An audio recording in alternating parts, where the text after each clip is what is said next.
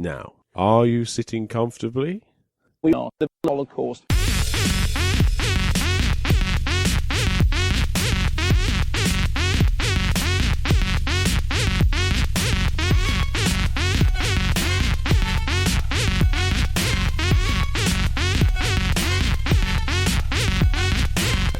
Welcome to We Are the Holocaust. Hello, Rob. Hello, Bouncy. Hello, Emma. Hi. Hello. It's back in the game. Episode 24. Yeah. Revenge of Jack Bauer. I think I was going to call it, wasn't I? Yes, But I didn't write it down. And so, that's a surprise. if that was always going to call, we're in your garden again. Yeah, We've had a barbecue. we have. Not the celebrationary nacho hat No. presentation barbecue, Not but a yet. barbecue all the same. It wasn't really a barbecue though. It was a barbecue grill, Barbecue grill. which is fine. And we've got Ronan Keating as well, Yeah. warbling down the bottom of the garden. He's come along to join in. Yes. But he doesn't know anything about games, so he's just going to sing, and then he's going to get some other friends to sing their songs. We don't know what songs we're going to have. You might not even hear them. We've also got some bees, some birds, and what else might make noise? Cats. Yeah, cats and Sneezing. sneezing. Sneezing cats. So, yeah. Hello. Oh. E3's done. Yes. I'm exhausted by E3. Yeah. I didn't write any articles about E3, with the exception of the one about it not being relevant anymore. Yes. And the reason was, I even wrote an article to say why I hadn't written any articles about E3, and then deleted that. Huh. Because I'm fed up of E3. I'm too tired. There's too much information coming in. It's all right if you just play games. You can just look at the games you're interested in and then go home. That's pretty much what I did. But for me, I took notes. I had like 15 A4 pages of notes of everything. I watched excessive. every trailer. I watched every keynote speech. I took all the information in, and then I can't remember That's any why I of let it. everybody else do the hard work, and I'll just cherry pick Well, the this bits is from it. like IGN and Eurogamer and Yeah. Game Informer. So every time I started to write an article, I thought, well, I'll just quickly Google this to see if anybody else has done it. Of course they have. Yeah. Everybody's doing E3 There articles. are people out there who are paid to do that, whereas Yeah. we're just two beardy men in the garden. Well, or this is it. living room or Well, wherever. yeah, and I thought, well, we did a podcast. We discussed 23 things from E3. We did. It's enough. So I hope you all enjoyed E3. Thank God it's over. Yeah. Although Plants vs Zombies 2, we should have talked about a bit more than what we did. Well. But you live and learn. Yes. Somebody did, I think might have been Welshbeck. It was. Did messages halfway through going, oh, you're not putting this in your list? No And it was patience, like, that boy. You need to wait until you finish your Yeah. show before you message us. Yeah. How You dare got too you? excited too early. You know what I did this week? What did you do this week? I had to go out and get some bits for my bike. Oh, yeah. I had to get new front tyre. I Yep. had to get a bell, some lights, and a bike pump. Now, most of it was fine. The lights were... You all right over there, Emma? The lights were like £3, which I was quite surprised by. The bike pump, though, £22. Ah. And the last What? one cost me £5. Oh. Well, I guess that's inflation for you. Hey. I haven't got a drum mad, I'll have to. I'll do. Emma laughed. Yeah, she didn't laugh the first time she heard it. So the reason we which is allowed the her to stay out here interesting this thing. time, so we had an audience to laugh at your joke. Yeah, I It's just... a build up. It is the builder. It's almost like that was a true story right up until the thing. It's like a gaming version of Question Time. I tested An all of audience. these. I tested all these out on my partner because this It week, just takes you back to say, no, don't do that on the show. yeah, don't mention Too late. anything on the show about that. But yeah, I'll see if I can find them. I kind of went through and I basically listed about 30 jokes to her. Right. Any of them that she thought were terrible, they're going in the show over the next so many Excellent. weeks. That's a perfect barometer. So things like, oh crikey, a lot of me moaning here and telling her how lovely she is and thanking her for buying me Batman. No, that's quite depressing. That's not funny. She's making riveting podcasting right now. When you Yeah. scroll through your phone. Yeah, well, you know, I can talk while doing it. I'm just... There we Just go. going, yeah, Like, there's yeah, this one. isn't really talking while doing it. I might be a bit arrogant about my balls. Right. Some call me egotistical. Hey. While we're on that subject, last night I went in the bathroom, I nicked some of your lipstick and eyeliner, rubbed it all over my balls. Pretty nuts.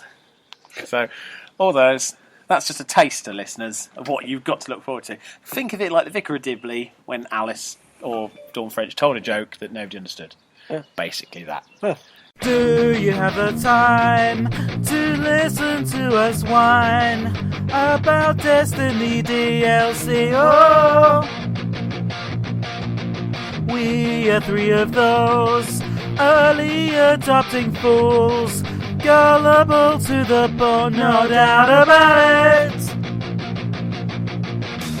We've had concerns about destiny, about the price of DLC. It all keeps adding up. We'll say we're giving up. We'll buy it anyway. Yeah, we're all boned. We went to the tweets to vocalize our feels. We said the price of content's making us frown. We went to Bungie to call them greedy bitches. They said they're sorry and they're bringing it down. We've had concerns about destiny, about the price of DLC. It all keeps adding up. We'll say we're giving up. We'll buy it anyway. Yeah, we're all boned.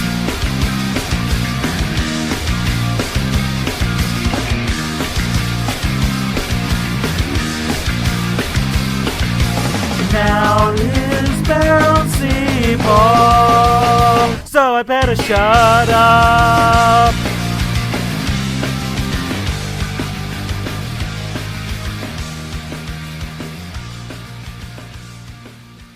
So it's been a weird week. It's been a week. Had Father's Day. We have. Did you enjoy your Father's Day? Yes. Good. That's good. As they should. And now we're in the garden again after having a barbecue, and we're going to talk about what we have been up to, Yeah. or what all the cool kids are calling it. Rubbed. Yeah. I don't know any cool kids, so I can't It'll, confirm it'll, that. it'll catch on. It will. Rubbed. So what have you been up to this week, Rob? I played Fallout Shelter some more, because we talked about it on last week's show. We did, because we were both quite excited at that point still. And some people may have seen I wrote a review for it on the blog. Nobody's seen that. They're all looking at the Kinect tags. Yeah, I know. So that's still our most popular piece on the blog is people looking for codes for Star Wars Kinect. Almost as if I wrote an article deliberately to bring in X thousand people a year. Isn't that why you always write articles, to attract people to our blog? Then? No. You just write it, so in Normally case I- you forget what you thought. Normally I write stuff. I had a so dream, I'll put it on the blog. So I 10 won't years' forget time, it. I can look back and think if I'd have put this much effort into writing a novel, I could have had some money by now. And instead, I've got a WordPress blog that nobody ever looked at. It'll be depressing. Oh.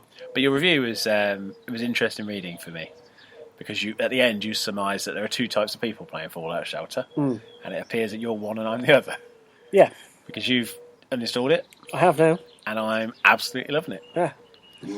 I felt like it had offered all it could offer Yeah, for me. I enjoyed the first bit. My cat's just sneezed and now Emma's laughing again. The first 24 hours I put in the piece were difficult because I got raiders attacking, radroaches, radiation poisoning, people dying, and you're like, oh, this is going to be a challenge. a bit and too, then- bit too Fallout. Yeah, and then by style. day 3, I'd had a nice steady stream of resources coming in, and I don't know, there was no impetus to keep driving forward. But see, for me, you know, like you said, that people want to build until they can't build anymore. With me, I'm being an overseer. Right. I'm putting myself in that Yeah. role. So what I'm doing at the moment is I'm creating the perfect society where every black person is having sex with every white person. Right. So then we're only having brown babies. Okay. So in 200 years' time, all the people come out of the vault will be beige, Right. and there'll be no racism. I don't think it works like that. It is how it works. If there's only one race, I'm pretty sure if you're doing that, at some point there's going to be some weird inbreeding going on, just because you forget who is who. no, because I've been renaming all the babies. So the first one came out, his surname was Brown, Right. and he was brown.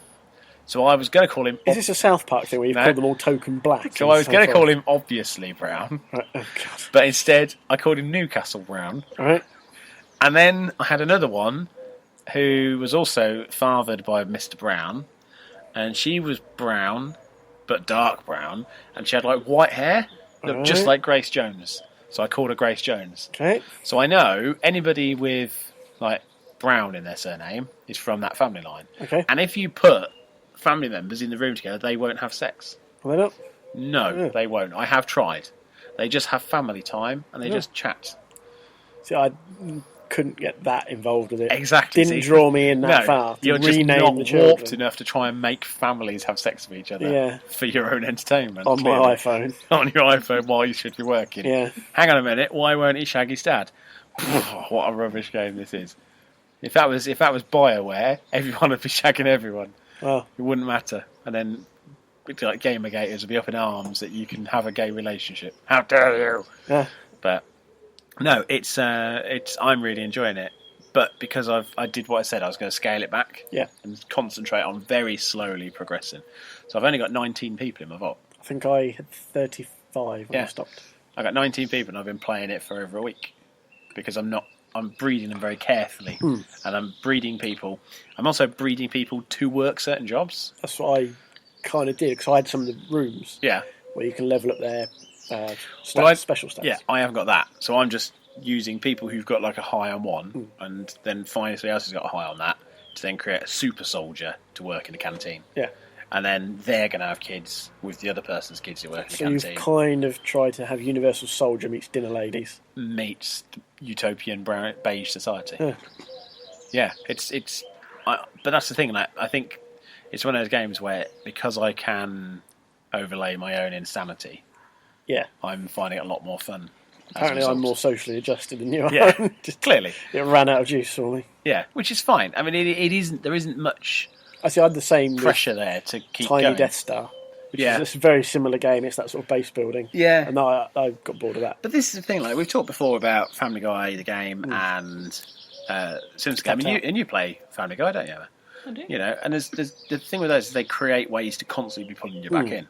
It's very pressured. Like it'll say, "Hey," like Homer will say, "Hey, stop playing with other people and come play with me," and stop doing this. Where have you been? This game doesn't do that. It just sits quietly and doesn't impede in your life. And I think that's actually a fault almost because the other games. But I also found because rooms provide resources so quickly. Yeah, I was constantly going.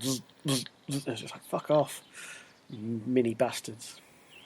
So yeah. Well, I think we now know that you should never be in charge of a fallout shelter. No, just not one on a tiny phone. And I should. Tiny screen. But only if people are happy and if you can to have rename beige them. children. Well, I can rename anybody I want if I'm in charge. But your new name is Fitzjohn Beige Leveler. Yeah. I forget what somebody else was. Actually, I think Newcastle Brown. I think I changed his name to Newcastle Brown -Ale. Right. Because I didn't want people not getting the joke. Even though they can't see it or visit it. Yeah, you're the only person who'll ever see it. Yeah. But yeah, it's I'm really enjoying it still. How many Vault 69s do you think are out there? Loads. Yeah. And how many Because of them? it's hilarious. How many of them are kids just putting two women in a room together going, I bet they'll get it on. Put the sexy sleepwear on. And then they don't. I showed Claire how easy it is to create a pregnancy in a Fallout vault. Yeah. And we just sat staring at two people playing each other compliments for 10 minutes. Yeah. They would not get on with it.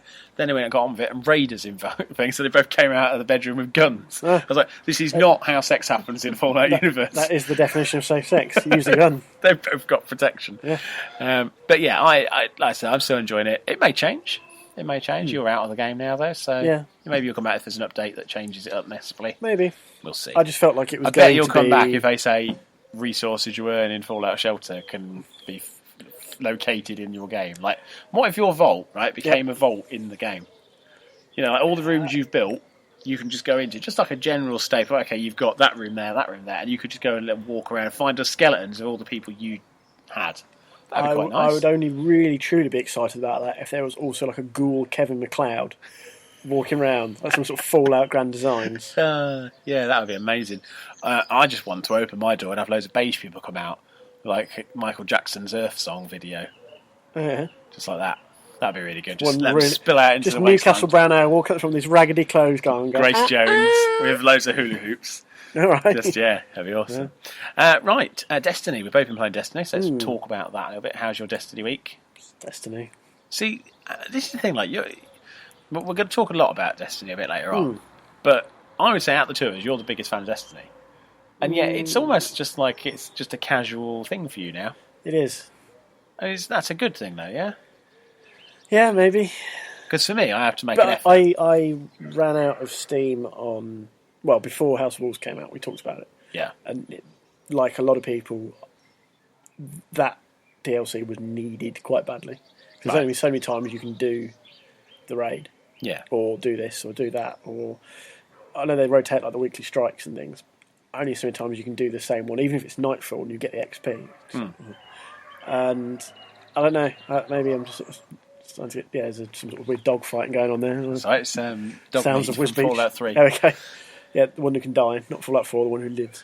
Yeah. So yeah, it's a bit maybe a bit routine. Yeah. I enjoy it because of the social element with the flares. Well- so that hasn't changed, but in itself, I finished all the House of Wolves missions. Oh, well done. Did the last 2 on my own, Ooh. including subduing that man for him to be taken away and punished. Yeah, that's a good effort on your own. Yeah. I told you I'm a very good Destiny player. The problem is, Too going on. especially because I hadn't done Vault Glass. They were talking about Vault Glass technology on that mission. Yeah. So when platforms disappear, I had no idea that could happen in Destiny So until I still hovered haven't done across Vault and it Glass just. either because Crota came along. So just as I Yeah. had the cap, it was all about doing Crota. And they were like, "Oh yeah, there's technology in here like in a Vault Glass." I was like, "Oh, I've no idea what that's going to mean," because it doesn't explain it, much like Destiny doesn't. But yeah, I took him down all on my own. There isn't a difficult level, is it? It's just a level cap. I'm level 30, so I took it down at level 30. And I got a treasure key off the Queen, and then I had another treasure key from earlier. And I thought, well, I don't know what I'm supposed to do with these. And apparently, you can do something after Prison of Elders. So I was like, all right, I'll give Prison of Elders a whack. Did the level 28 Prison of Elders. Yeah. Aced it on my first go. Nice. Yeah, rocket. It was helped because I had some heavy ammo synth, Yep. which really helped tip the balance towards the end. Synaptic Flare has an unhealthy obsession with heavy ammo synths. But I had 7 of them, and so that meant that for the final Plus the stuff boss, you pick up as you go around anyway. from the final boss, I pretty much had my rocket launcher in hand for half that battle. And I really enjoyed that. Actually. It's the sort of thing I wish I'd been with friends. Yes, But definitely. playing it with strangers was actually as enjoyable as anything else I've done on Destiny so far. The way they've done it with the matchmaking for 28, but then you have to use friend hire, makes sense though, because you do need that element of teamwork. It gets you an idea of what you need to do, and then What frustrates me, or has frustrated me, is that when we get to the end and unlock the treasure chest if you've got a key, because you can get one each day by doing one of the Queen's bounties, just go off, kill whoever on Earth, and there's your key, off you go. So it's nice, easy enough to get your keys, but I keep getting the same stuff. I got an exotic. I've had the armor, same Titan exotic sash weapon. thing. Yeah, I got an exotic weapon on my first go, which apparently you only get 1 per character. So I got What, it in the Prison of Elders, or just in life? in the Prison of Elders Must be in the chest. Prison of Elders chest. Yeah, apparently you could get 1 exotic weapon per character from the chest. Right. So it's randomly selected items, as far as I could ascertain anyway.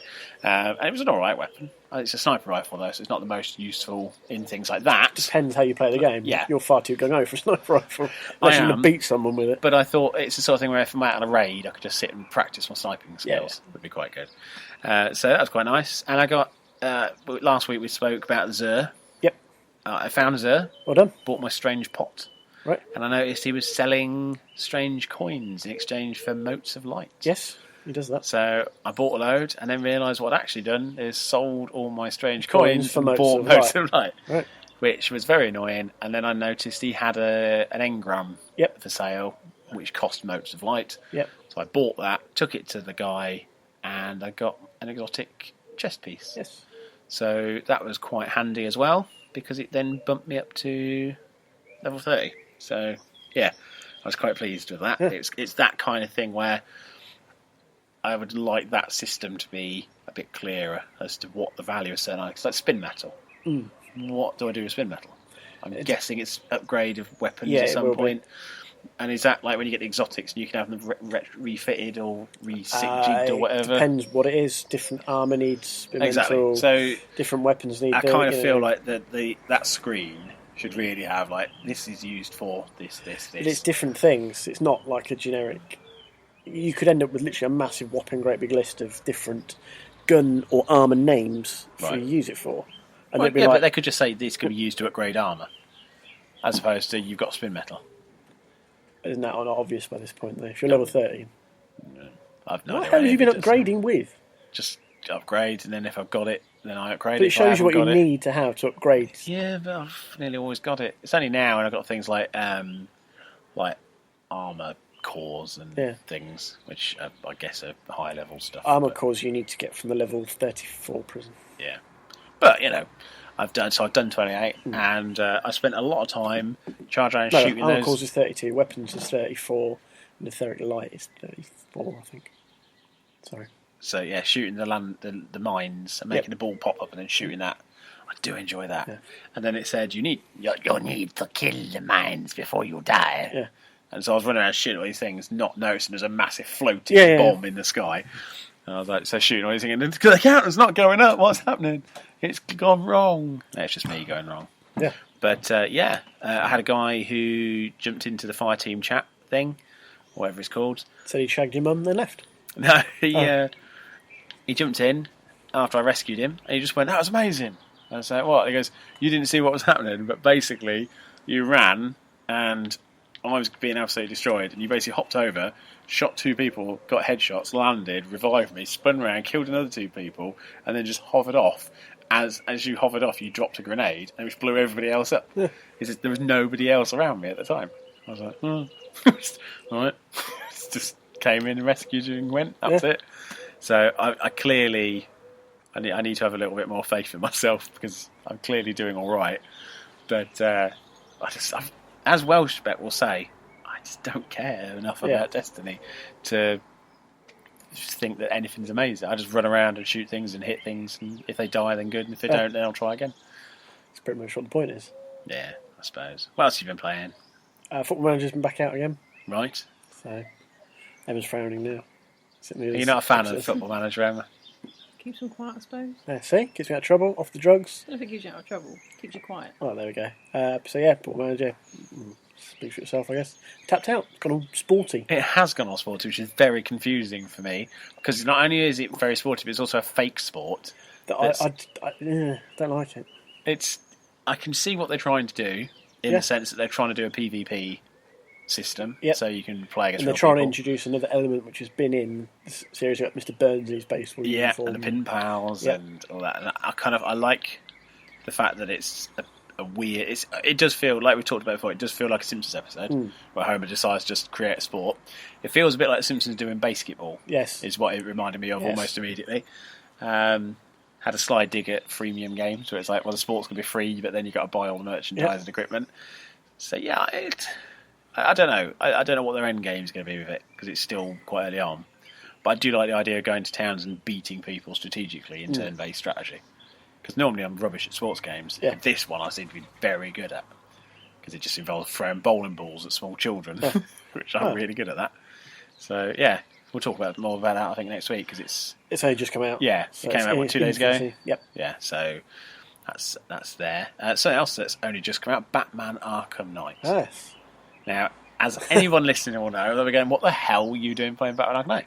You were moaning and said you were cancelling your pre-order. Yeah. Which that week started into a chain of events. Yeah. Which led to me buying Batman Arkham Knight. Well, So it started who'd off. have thunk it? Well, it started off with me getting the itch to play Batman Arkham Knight. Right. Which happens a lot with me in games. Do you have to put the special powder on when that happens? No, it's kind of one of those things where I'll be determined I'm not going to buy it. Last time it really majorly happened was Grand Theft Auto San Andreas. Right. I can tell you specifically at what point I decided to buy Grand Theft Auto San Andreas. Was it about 9:10 on launch day? No, it was 4 minutes past 1. Right. I was parked at a car park in Kings Lynn, Right. and Radio 1 had discussed it on the news as it being one of the biggest game launches expected at midnight. Between then and midnight, I called together the money and sent my ex to Tesco's at midnight to buy it, Huh. even though I had no interest in it at all. Because sometimes a franchise, I just want it. Yeah. And I don't know how much I want it until the time. Batman Arkham Knight was one of these. Huh. So then I remembered by reading an article about Amazon, because we said about the Batmobile edition being We did. cancelled. We mentioned that last week. Since then, the limited edition Amazon exclusive and GameStop exclusives have both been cancelled as well. Well, temporarily in their cases. They've had a manufacturing problem and it's coming out in July. But then I remembered at my old shop, with all those wankers I used to work with, I had pre-ordered that edition. Now, the saving grace of it was they were giving you a download code Right. for the game. They couldn't give you the product, but they could send you a download code. So I was like, this is perfect. I can't play disk drive. And so I spoke to you because you had some credit at the Yep. store, and I had some cash available. And I thought, well, I'll buy your credit and I'll buy the game. They'll make no profit on it, which is perfect. You could get the money to go towards your Xbox or whatever you want to use it for. The drugs if Football Manager stops working. Yep. And then I get Batman Arkham Knight. So I messaged the shop. Yep. And I was like, have you got it? Can you let me know? No, but we're expecting it. That's what I was told. Right. No, we're expecting it. So, okay. Well, you just accepted a download code via email if you check those. 6 hours later, I got another message from my old co-manager. Yep. I won't use his real name, so we'll just call him Hitler. And he said that unfortunately, the game wasn't ordered because the card had expired. Right. But also they didn't think I was going to go in and ever collect it. Right. So it was either the card had expired or that they didn't think I was going in. Or option 3, they're just a bunch of cunts. I just decided to cancel it. I think that's the obvious one. And so I told him that despite me telling you I wanted it, was that not enough? Like, I'm officially a customer now, pre-ordering a game with you. Yeah. But no, obviously that's not enough of a word. So, yeah, you're unbelievably petty. And then deleted everything.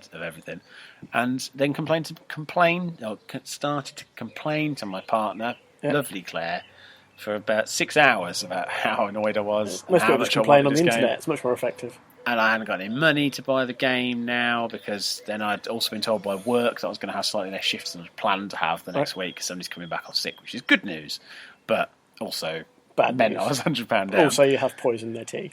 Well, I'd hope so. So I wasn't going to get it. And I went home and then went on Twitter and people were talking about spoilers in the game. I was like, Batman's in it. game's out. And everybody's talking about it. I can't go on Twitter. She's like, look, if you can't go on Twitter, you're going to be completely unbearable. Where can I buy you it? So I pointed her towards a download site to get a code for it. She got me a code for it, and I got the digital copy installed. Hey, And it's beautiful, Rob. beautiful. It's so good. It's every Batman game it's ever been, prettied up and shinied up and made better, and voice cast has been improved exponentially. And it's a glorious, glorious game, and I can't find fault in any of it. Lots of people have. The PC versions have terrible launch. PC gamers blame People who've had all the special edition stuff are a bit annoyed. Some people had the new 52 skins. Right. So some special edition versions had that. They've given that away for free to everybody now as an apology. So that's good for anybody who didn't order a special edition, and fair enough for anybody who did. And yeah, some people complain about the Batmobile not being easily controlled. That's rubbish. Just be better at controlling the Batmobile. You're clearly a rubbish Batman if you can't drive his car. There does seem to be a lot of people who expect vehicle controls in certain games to act like it's Gran Turismo. Yeah. But also, if you're they not- wanted to you're- build a yeah. Batman racer, they'd probably build a Batman racer. Which they did once, didn't they? Of course There they is did, a yeah. Batman racer. But also, and there is a racetrack mode for this, where you can drive all different Batmobiles, which comes with the season pass. But The £45 season pass. 35 $9.99. It's 35 now. Which, when you think about it, is actually the same price as Destiny. Yeah. And Destiny's had 2 action figgy packs in there. They've promised the whole Batgirl stuff, plus the racetrack, plus all these extra missions, plus content over 6 months. And I don't know whether that's actually that bad a value. So basically, people kicking off work on this occasion.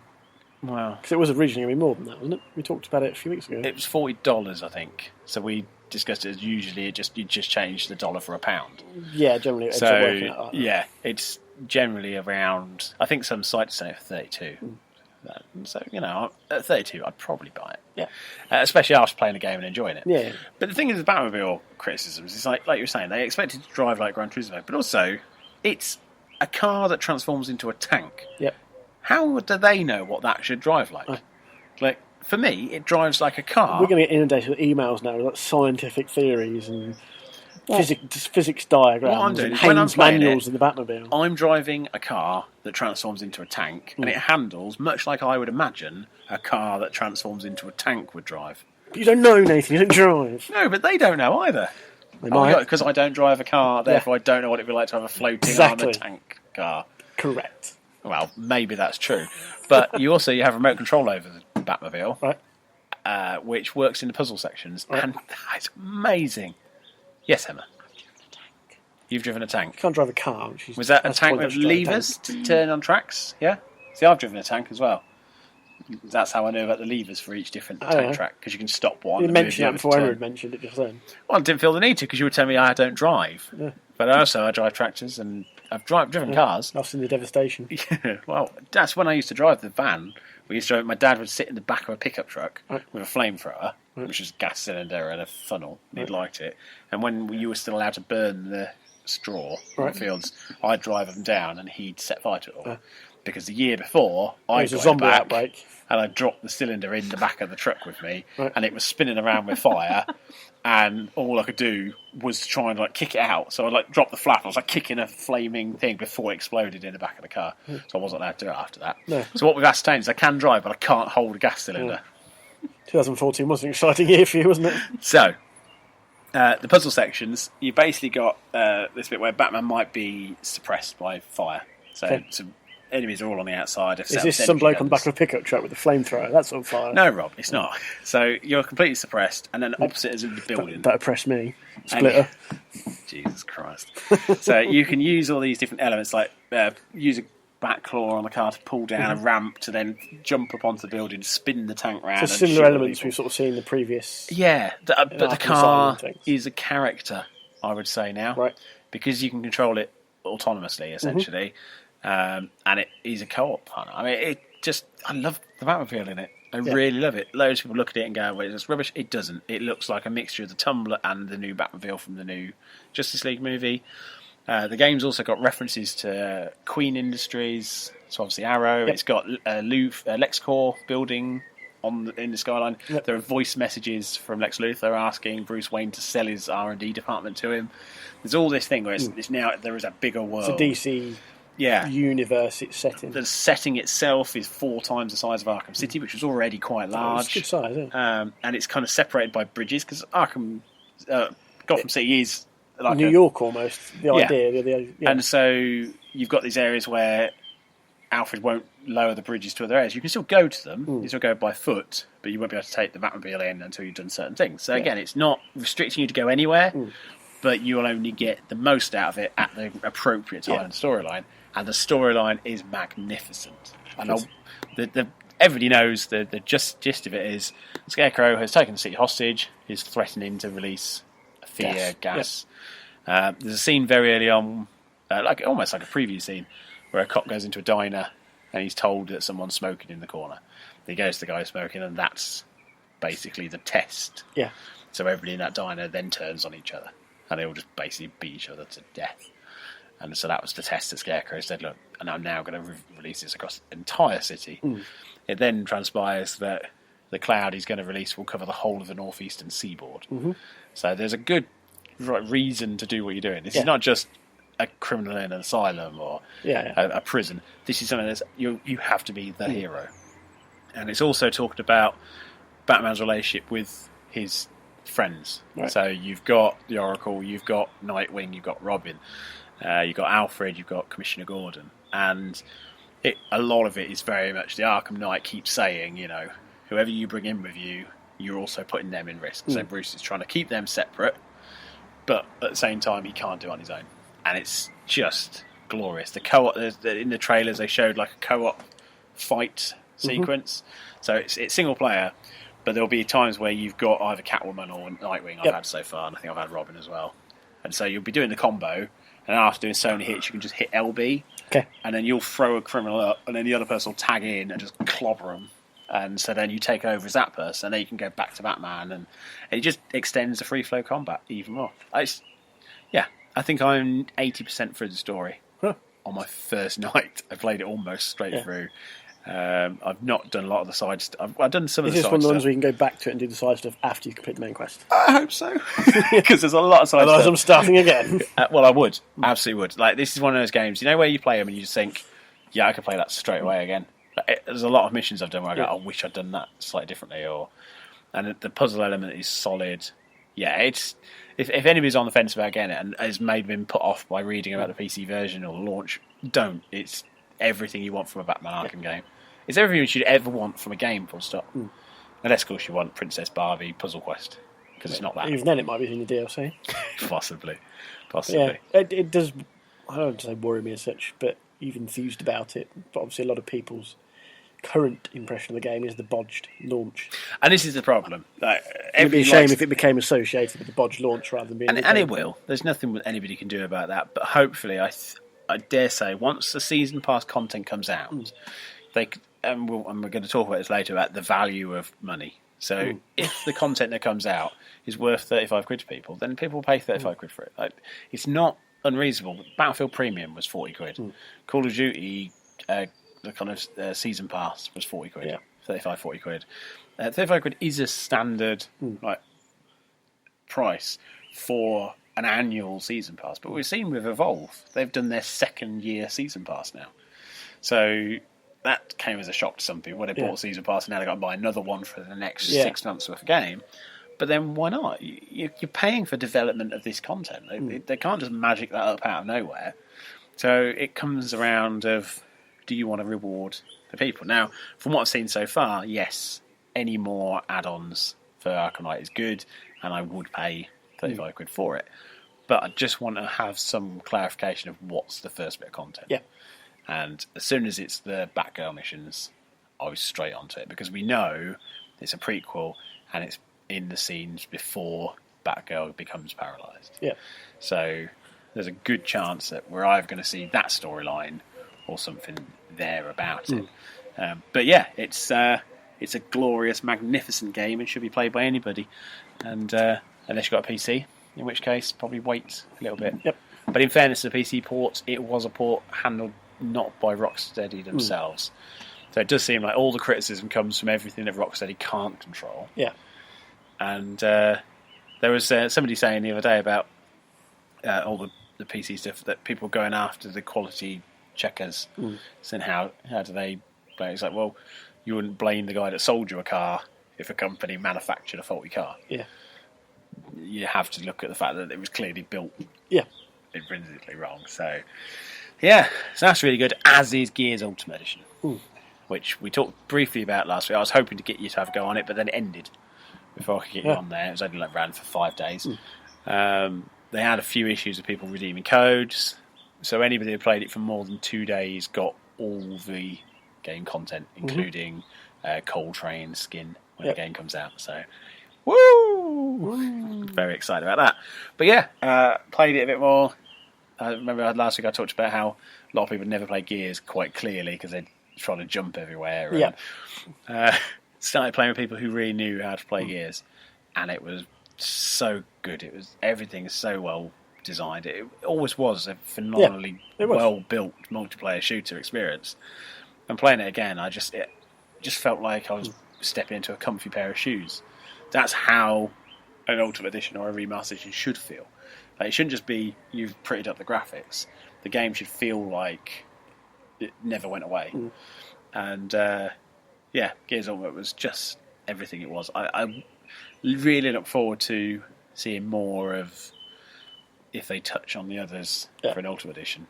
But obviously the back catalogue stuff might mean they don't have to. Especially if you can have cross-platform multiplayer as well, it may work in their favour to have, say, Gears of War 3 running on backcat, because you can then play against the existing crowd of people who still play that religiously while on your Xbox One.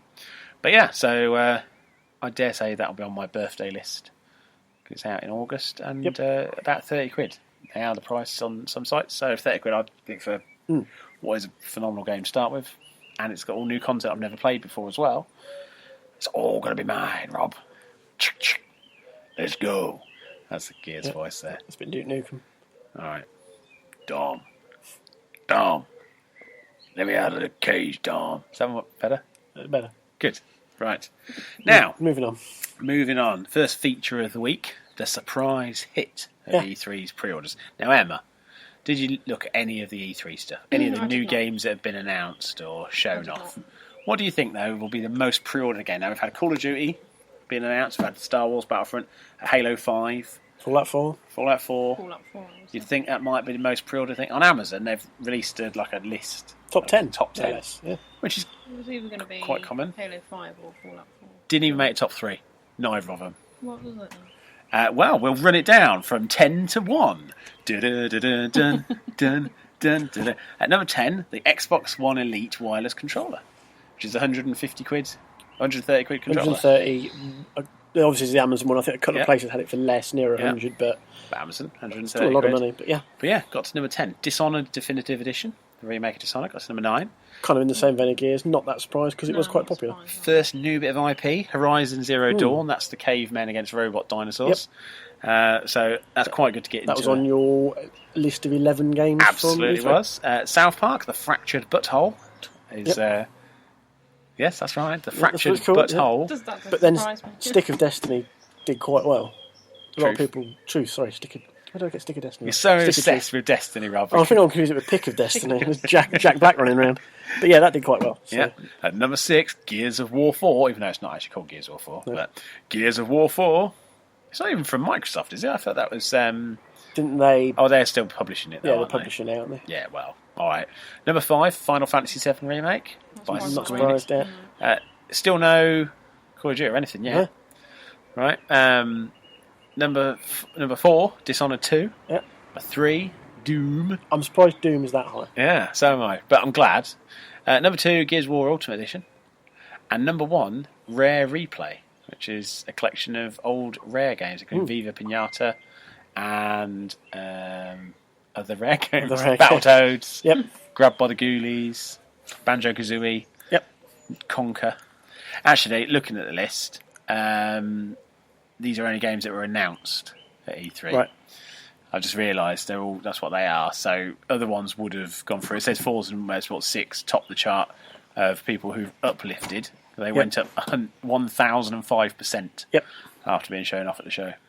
But yeah, for new stuff, Rare Replay, Yeah. I think it's just so good value. I mean, it's like 18 quid for 30 odd games and about 20,000 gamer score or something ridiculous like that. So But a lot of people have got a lot of fond memories of those Rare games. I think it's I know at least one person who he happens to work at Sega, as it is. He said basically the Rare Replay was probably enough to convince him to buy an Xbox One just to buy that. So that's you know, all right, it's only one example. It's almost shifted a console as well as the collection. And that's it. And it's one of those things that it's a market that Microsoft as yet hadn't spoken to. It's why I think Doom's going to do so well, and why Gears was going to do so well, because there are a group of people who may not have made the jump yet because their franchises aren't. Well, that's what we mentioned on last week's podcast. We did. And I know Eurogamer commented on it as well. It's almost like we've got this and this and this and this. Yeah. Now's the time to upgrade from 360 Yeah. or crossover from PlayStation or whatever. So, But the fact that Rare Replay can outperform Doom and Gears and I mean, and the fact that Gears of War Ultimate is more pre-order than Gears of War 4.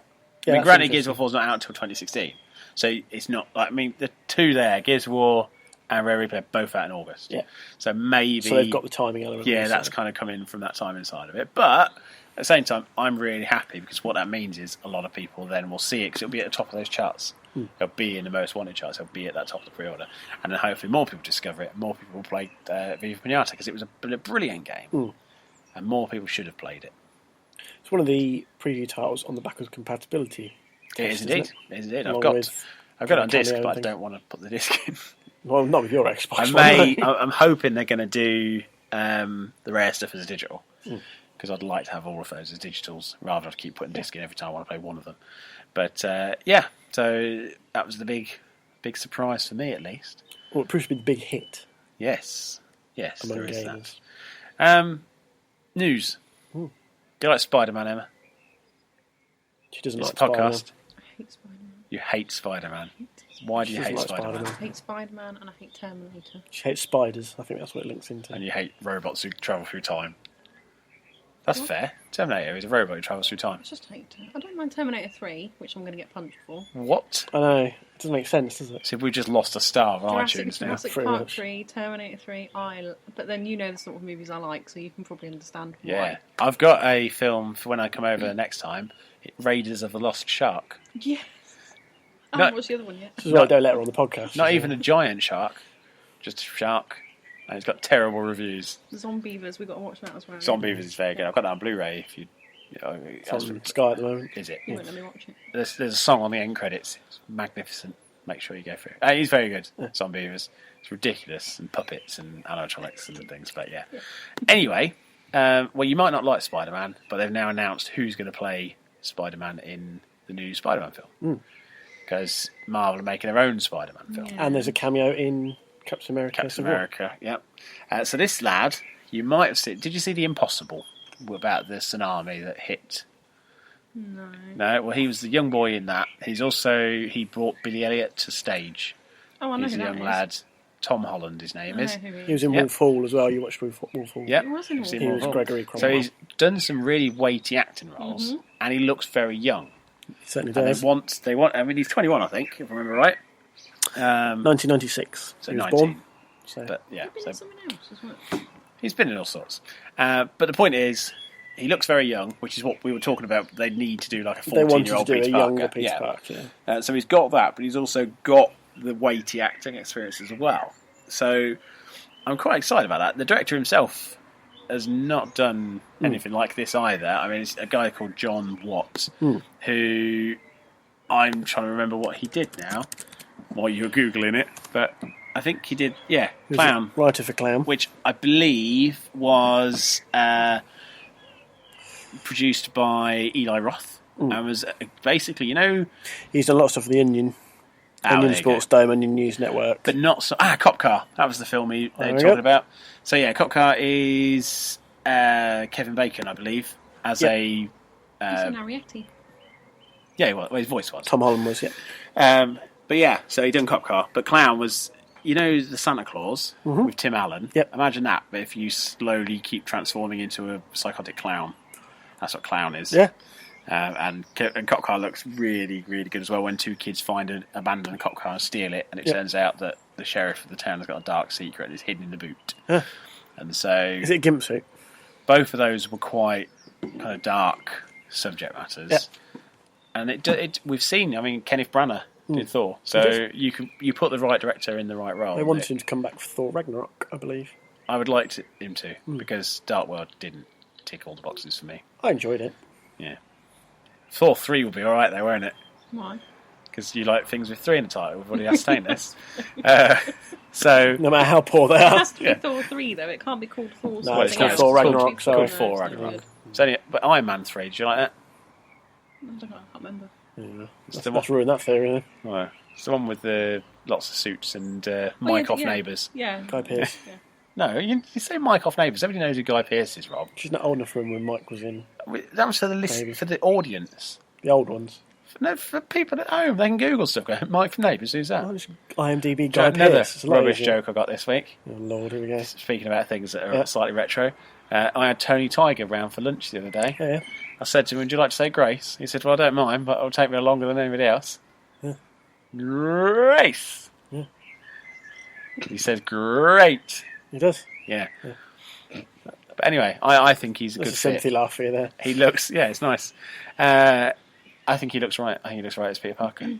I'd be interested if he's doing it. Well, there you go. He's Yeah. alright. But also, the interesting thing for me is that this is now Marvel Studios doing Spider-Man. Yeah. So that's also, because before it's always been Sony, and while they've been good and mixed about, it's now a world where you can have any of the other Marvel characters turn up in that film. So we don't know what's going to be in there, No. but they can do pretty much what they want. But And it follows Sony, Civil War as well, doesn't it? yeah, and Sony have rights to most of the the Spider-Man villains, and the agreement wasn't that they could make any Spider-Man story; they just got Spider-Man. Yeah. So it could be that there is a bigger picture thing going on. So we will see. Anyway, we will see. Other news, and this I found out this week. It made me cry a little bit. Right. Because one of my favourite game studios, Criterion, Yep. who worked on Burnout and Burnout 2 and Yep. Burnout 3 and Burnout Some Revenge, and Burnout games. Burnout Paradise, Right. and X Airblade, I think it was called, Right. and other things. Mm-hmm. They were going to make an F-Zero game for the Wii U. Oh. Would have been amazing. So I don't like F-Zero, Yeah. but I like Criterion. Yeah. And they did, in Burnout Paradise, they did the DeLorean from Back to the Future. Yep.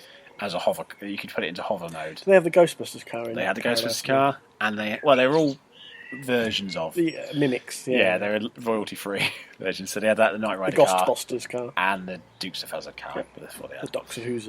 Yeah. So they had a hover mode in that, and that apparently led towards them being approached to do F-Zero as a launch title for the Wii U. Never happened. Yeah. It's very much a shame. They just said it was. They just didn't have time because at the time they were working on Most Wanted. Right. So they just didn't have time to do it, which is a shame. But never mind. They also were working at one point on a Road Rash remake. Okay. They're doing amazing as well. Maybe. Some things are best left in the past. Hitting people off of bikes with chains. Yeah, still. I don't know. You and I differ on what we like to enjoy. Like a Duke Nukem, they should just assign that to history. Well, bear in mind how well we did about top 10. How about we do the top 20 All right. most requested? Now, here you go. Here's one for you. This is a list of all the games that people have asked Microsoft, because they did a survey. Yep. These are the games that people most wanted adding to Xbox backwards compatibility on Xbox One. Time Splitters. Never came out on Xbox. Has to be a 360 360 game. But that would be an amazing one. Just study plug. Yeah, you put your PS2 disc in, you can play Time Splitters. If That'd you be put amazing. PS2 and an Xbox One, that would be impressive. See if you No, can one guess. came out on Xbox. Yeah, Time Splitters 2 did, but Nathan said PlayStation disc. Oh, what's on? See if you can You've ruined the get entire bit anything now. out of the top 5. What do you think Oh, I the don't know. average gamer would have requested? No, because it's going to be something weird, isn't it? Like that last one. Red Dead Redemption's at number 1. Oh, which is a okay, good call. Yeah. Alright. They're all pretty much massive franchises. You've got every Call of Duty game in there, pretty much. Skyrim, Fallout 3, Fallout New Vegas, Halo Reach. Halo Reach is in there, but I don't think Halo 4 made it in. Halo Wars made it in. Halo Wars at made 19. it in. Yeah, but no Halo 3 or 4, Nope. which I thought was quite interesting. Because Reach, I wouldn't have said was the best one. I like the story. I'd have had better, ODST in just for the multiplayer side of it. but that's available in the Master Chief Collection. I don't care if that's And available that's in the probably a Master Chief prevailing Collection. factor here. And you've got the Master Chief Collection. Halo Reach isn't Rob, it? shush. No. Shut your pretty mouth. Left Dead 2. You smell like the inside of my mama's purse. Left Dead 2, but not Left Dead 1. Skyrim, but not Oblivion. So Mass Effect 3 and 2. Obviously not 1 because that's already out. That one's there yet. But GTA Bioshock 4, Infinite. but not GTA 5. Which I did find very surprising. But then 5's available. Oh, for goodness sake, Rob. Why would they ask for a game that's already there? Because some people don't want first-person murder simulators. Well, then, why have they put 4 in there? Because that wasn't... It's a third-person murder simulator. Yeah, because it didn't have a first-person mode like GTA 5 on the Xbox One has. But anyway, there's lots in there. Remember. So all those When are they games... going to do it the other way around? What, so you play Xbox One games on the 360? Never. No. No, never mind. Don't worry No, no, I what? don't want to ramble on. No, what? What do you mean, the other way around? No, don't worry. What? I don't understand the question at I'll all. mention it at the end when you're finished. Okay, that would be very frustrating for the It listeners. might make me look a little bit silly. That's alright. That's It's a bit fine. late. Talk about Way people who around. look a bit silly. The Rock. He looks a bit silly. He I looks like a I nice wanna be the guy. Rock's friend. Yeah. I follow The Rock on Instagram, and he always has nice things to say. I'd invite him around for dinner. He's Seems the like a- highest grossing actor, one of the Yeah. highest grossing actors. Yeah, he's 6'8". Yeah. But But him and the makers of San Andreas, which also made a lot of money despite them being not very good, Yeah. are making a video game related movie Yes. of Rampage. he was in Doom. You know Rampage, Emma? Yeah. Yeah, it's right up your street, that one, isn't it? Giant lizard, giant monkey, and a giant robot. I think it was a robot. Yeah. Yeah. All rampaging around a city. So, Oh, Doom was alright, wasn't it? No, Doom was terrible. I liked Doom. I thought it was good. well, you know. It's good. You don't mind it because you watch it. I watch terrible films occasionally because I want to watch a terrible film. Yeah. It's still a terrible film. But, If Doom. it's so terrible, it's quite good. No, it's not go too far. Oh, okay. I enjoy it anyway. It was a monkey, a wolf, and a lizard, not a robot. Robot came in the later games. That's what Lizzie, Ralph, and somebody their characters were. But they haven't said whether Rock's going to be somebody who turns into a monster or somebody who's going to fight them. But yeah, it was mutated food when the original created the monsters. In a world in which Godzilla and Pacific Rim and Jurassic World are all made by Legendary Pictures, I really hope that Legendary get involved in this as well. And then we can all look forward to a massive ruck-off between the Mosasaur from Jurassic World, Yeah. plus Indominus Rex, plus Godzilla, plus 3 kaiju from Pacific Rim, Yeah. all going up against The Rock, who's turned into a giant monkey. And the Marshmallow Man from Ghostbusters. Well, maybe. Don't push it. That would be ridiculous. No, that would take it over the edge. That would be ridiculous. But now we've got Pixels on the way, which, do you know what? I will now put my hand on the table, because this is wood, isn't it? Yeah. Touch wood. I think it looks a lot better than the original trailers allow it to. Yeah. It's I'll agree with suggested in the latest trailer that It looks at the better than a end- modern Adam Sandler film. Yeah, and at the end, I think it's Peter Dinklage's involvement that helps as Probably. well, because he That just pixel looks came from the incredible. moon. There was a longer trailer that showed a lot of other video game characters like Tetris blocks and other Yep. things like that coming in, and apparently at the end they go into this kind of computery world thing. And I think actually there was too much reliance. My original criticism was that, with the exception of Pac-Man, how many kids these days know what Gallagher is? Not many. You know, I Donkey don't Kong they really- I might don't really know what recognise, but Gallagher not is. the Donkey Kong from arcade, because it's not Donkey Kong with a bow, Yeah. the tie. Whereas now, obviously, with all the other things like Cubert and stuff like that, I mean, they're very obscure 80s stuff, Yeah. but if they've got things like Tetris, it suddenly becomes a bit more accessible. Cubert was just a thing in Wreck-It Ralph. Well, this is it. So we've had, because of Wreck-It Ralph, they said that it was Wreck-It Ralph specifically that launched Pixels on the way. Now, because Pixels is doing all right in kind of pre-booked seats, Rampage is being going Right, for. yeah. So it And just because now Uwe go Boll's fucked off, they feel like they're safe to make video game movies again. but could it be that we start to get some decent video game movies? Maybe. Because We've got Michael Lara Croft was Fassbender Assassin's Creed film. we coming have. out. What was it? All right. Lara Croft. Tomb Raider, Evangeline Jolie. Yeah, they're all Those two right. terrible films. They're all right as films. They weren't great. You'd put them on the Tomb telly Raider and watch films. them, wouldn't you? You wouldn't not watch them. I sometimes like to watch terrible films. I can just recut the bit from I was earlier. always annoyed with those that they did pad Angelina Jolie's bra out. I always felt that was unnecessary, really. Yeah. Either hire an actress who looks like who you want it to look like. As actually, talk about Adam Sandler. Did you see about what's the name? Drew Barrymore. No, had the leg lopped off in Planet Terror with the gun. Rose McGowan. McGowan, that's it. She was sacked by her agent Right. because she tweeted that somebody from a Madam Panhandler film Right. said that it was advised she goes in with a push-up bra on to show off her cleavage. Right. And she said, this is rubbish industry, Yeah. and got fired by her agent. Yeah. Which is like, good, because I'm quite happy that people now know that this is how ridiculous Yeah. casting calls can be. Did you see the casting call for the... Now, I don't know if this has actually happened in Game of Thrones, but there was a casting call thing on the internet this week, which was asking for someone to stand in a crowded marketplace, open up a robe, Right. full frontal nudity, and go, I'm a Lannister, suck me off. Has Right. that happened in the series? No. Cersei. Spoiler then for number 7. Right. Basically, they had a casting call for what they want this man to look like. Right. He has to have just enough hair, but not too much hair. Right. He's got to be confident to just sit full frontal nudity in this crowded market scene. Yeah, we have seen that bit. Which bit's this? When Cersei Lannister walks through the street and he shouts. Okay, first scene. Well, that's not. Well, what, the old man? Yeah. And that's exactly what he Oh, says. right. I thought it was like a Isn't main it? character thing. I don't know. Is that exactly what he says? I don't know. And it's can't in a remember. marketplace. Okay, fine. So it has happened. Right, yeah, fine. Fair enough. Sorry, I was thinking this would be like a main character, Well, not an extra. Sorry. I would have thought with a casting call for a flasher, it probably wouldn't be a main character. Well, it's Game of Thrones. Well, yeah. I wrote a Game of Thrones joke this week. Right. Why did Jon Snow buy a strap of leather Why? for the watch? Ba-dum-tsh. Well, if you know what that's Yeah. that's Yeah. alluding to, that's Right. clever. Oh. I've not seen it, but No. I've read about it, so I can Yeah. write the joke. Because somebody said I couldn't come up with a Game of Thrones joke having not watched it, and I Yeah. said that's rubbish. Of course I can. And I You went should have away. just said you know nothing. Well, everybody's done that, though, haven't they? That's a joke. Yeah. Well. It would have been better than that joke. All right. Moving on. Recore.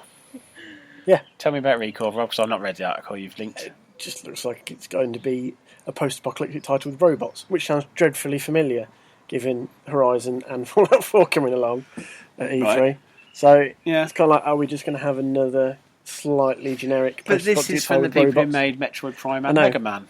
And it's got the slight twist in that you're not necessarily hunting giant robot animals as in Horizon, but you're using their calls to have friends, and then there's other robots to hunt you. So I don't know. I'm still intrigued, Yeah. but it's kind of this whole humanity's gone. These robots will help you find why. These robots will try and kill you. It's like, it sounds dreadfully familiar. So, Well, yeah, I'm still intrigued, but yeah. there's a touch more apprehension all of a sudden. What's that over there on that piece of wood over there, Emma? Paint.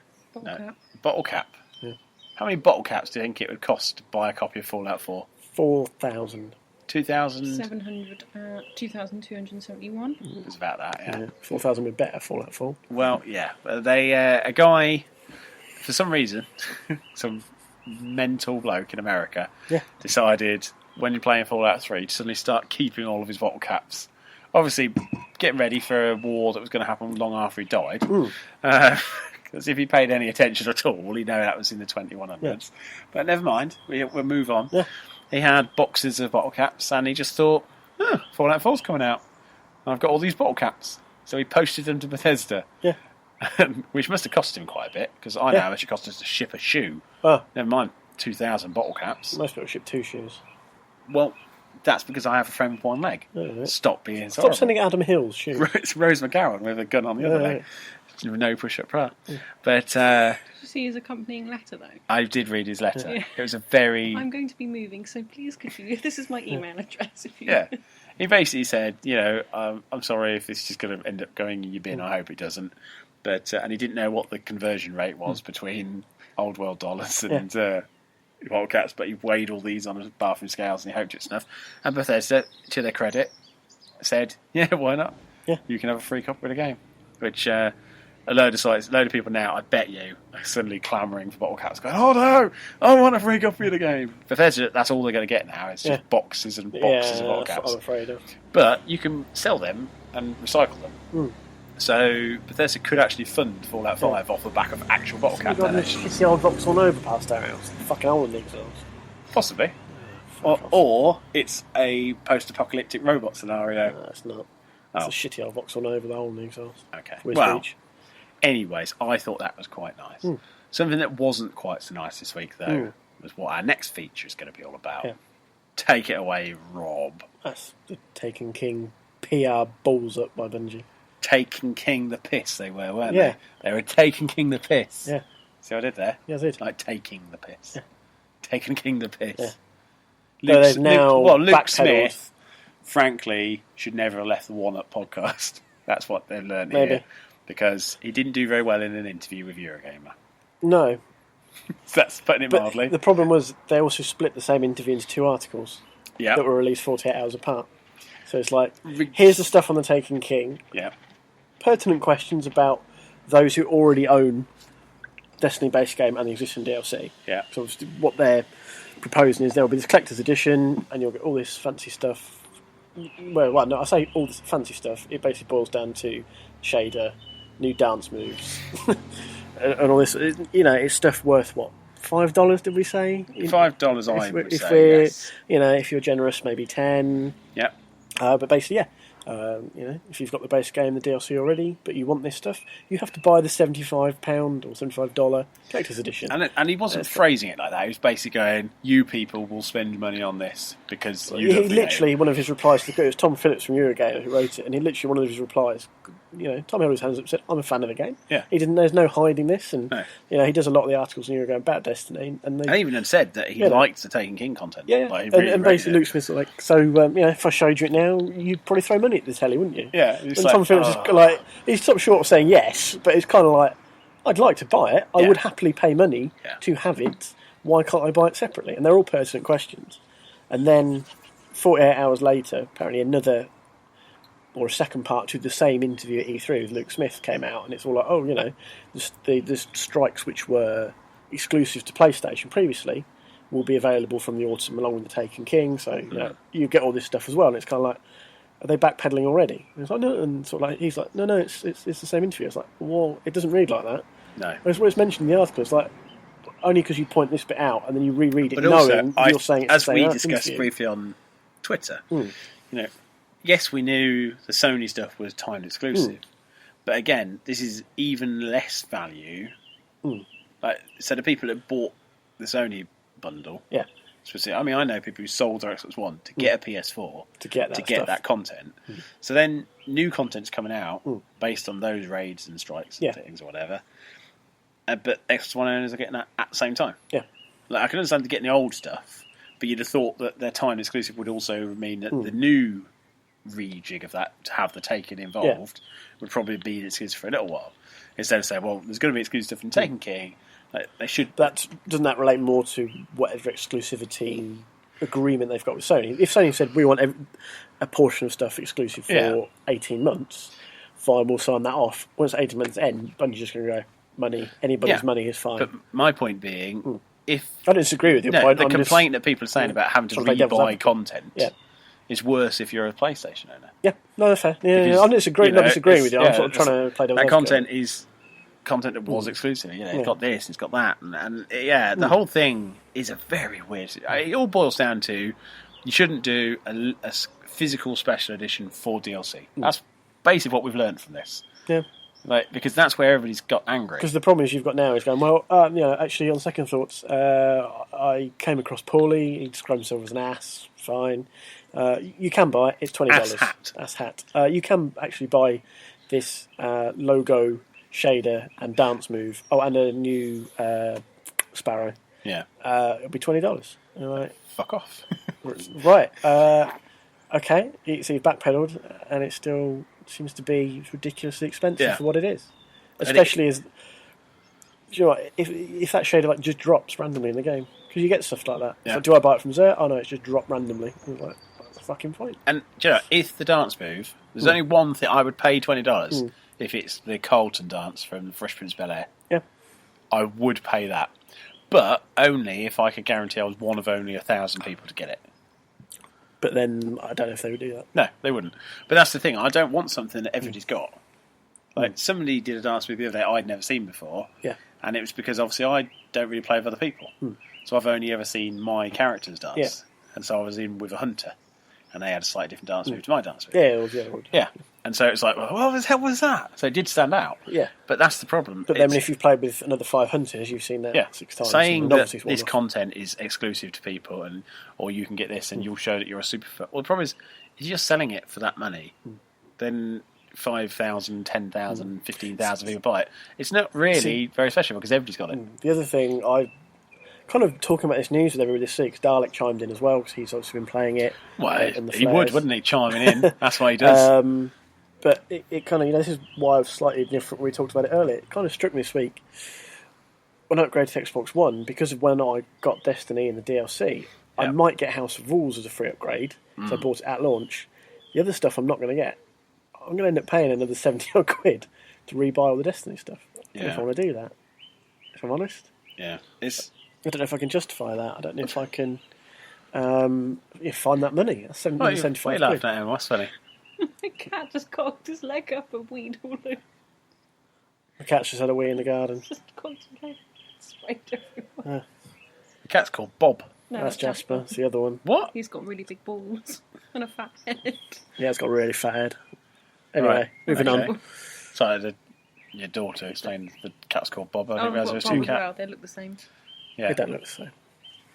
Bob One's and got Jasper. big balls. Right. It's cat racism. Anyway, yeah, so Taken King. Yeah. But yeah, I'm not the thing particularly is, enthused about like, paying 75 quid to buy it all over again. No. I'm really And not. we were going to be looking at, and we will be looking at shortly, the Bungie weekly thing, where they're going to discuss what their plan is. Yeah. So what we're going to do now is we're going to go away and do that. Yeah. And then we're going to come back and see if there's anything to change our minds. Yeah. Okay, stop recording. I forgot to say, shall we do it? Well, that was a bit underwhelming, really. Yeah. So Bungie have announced that they are going, if you have been there since year one, Yeah. or you've bought both Dark Well, Blade they're and House of separate. Wolves. They're separate bits here. If you've been there, if you've got a level 30 Guardian, Yeah. you've picked up and played Dark Blow and House of Wolves, then you're a VIP. So you According to could them. you could have been in there for 2 weeks, I guess. realistically. If you've played it enough, bought the season yeah, pass, maybe, yeah. then you're a VIP just the same as anyone who's been But playing either it for a way, year. you basically get a tiger print set of clothes, icon and Sparrow. Sparrow looks nice. Sparrow looks alright. But- Fair enough. It's not a really. very low budget way just to go. See, "Alright, I thanks was for supporting the hoping game." they were going to say if you've been there for a year, you get 20% off, or get like a reduced price upgrade as a Yeah, but you saved early $20 adopter. by not having to buy this Sparrow shader and Oh Christ! logo. So yeah, I mean, if they're hoping that people don't get annoyed by things, there's nothing in that weekly update that's really going to. I mean it's part 1 of 2. We should stress. Part 2 isn't out yet as we record. I dare say part 2 will just be the regular weekly Probably. information. I think it is reading what they've put. But there is a digital download for existing players who already own Destiny and both of the current expansions. Yeah. So they've kind of gone, you can buy the Taken King separately. Yeah. So, well, that made sense from the fucking start. Yeah. If they'd have just done that, as we said, then there wouldn't be this issue. No. Like put that other content just as DLC, and then bundle it as a collector's edition for all of it, and that'd be fine. Because that gives people the option then. If you want to buy the full set, bully for you. You know, I mean, if you haven't already upgraded to 360, maybe people want to buy the Xbox One and they'll buy the collector's edition. Yeah. Because either A, they may have to, I'm kind of in that boat, or B, they may want to. I want the physical edition, but there's no way I'm paying that. No. Because like I said, that's the I want the quandary I've physical got. items. Yeah, I would I'm like not- to buy the physical editions without the digital content. Like, let me do that. Like, let me buy that for $20, because I'll quite happily buy a strange coin for $20 and then accidentally sell it for a motorbike. But That's the thing. I mean, the thing is, as well, for me, I suppose I'm kind of lucky in a sense, because I got the base game as a leaving present for my old job. One of the guys was so passionate about it. He knew I played Xbox. I was up in the air about buying Destiny, and he basically twisted the arm. It's like, no, we have to get this, and they did. And I was quite lucky, but I've still spent £40 on the DLC. Now I have to pay another $75. Yeah. I don't know. I mean, and I I've don't know got- if I like that. and I've idea. got the limited edition, haven't I? In the Yes, box. you have, yeah. So I'd quite like Also- the set to go with it, and knowing that I paid less for that than I should have done.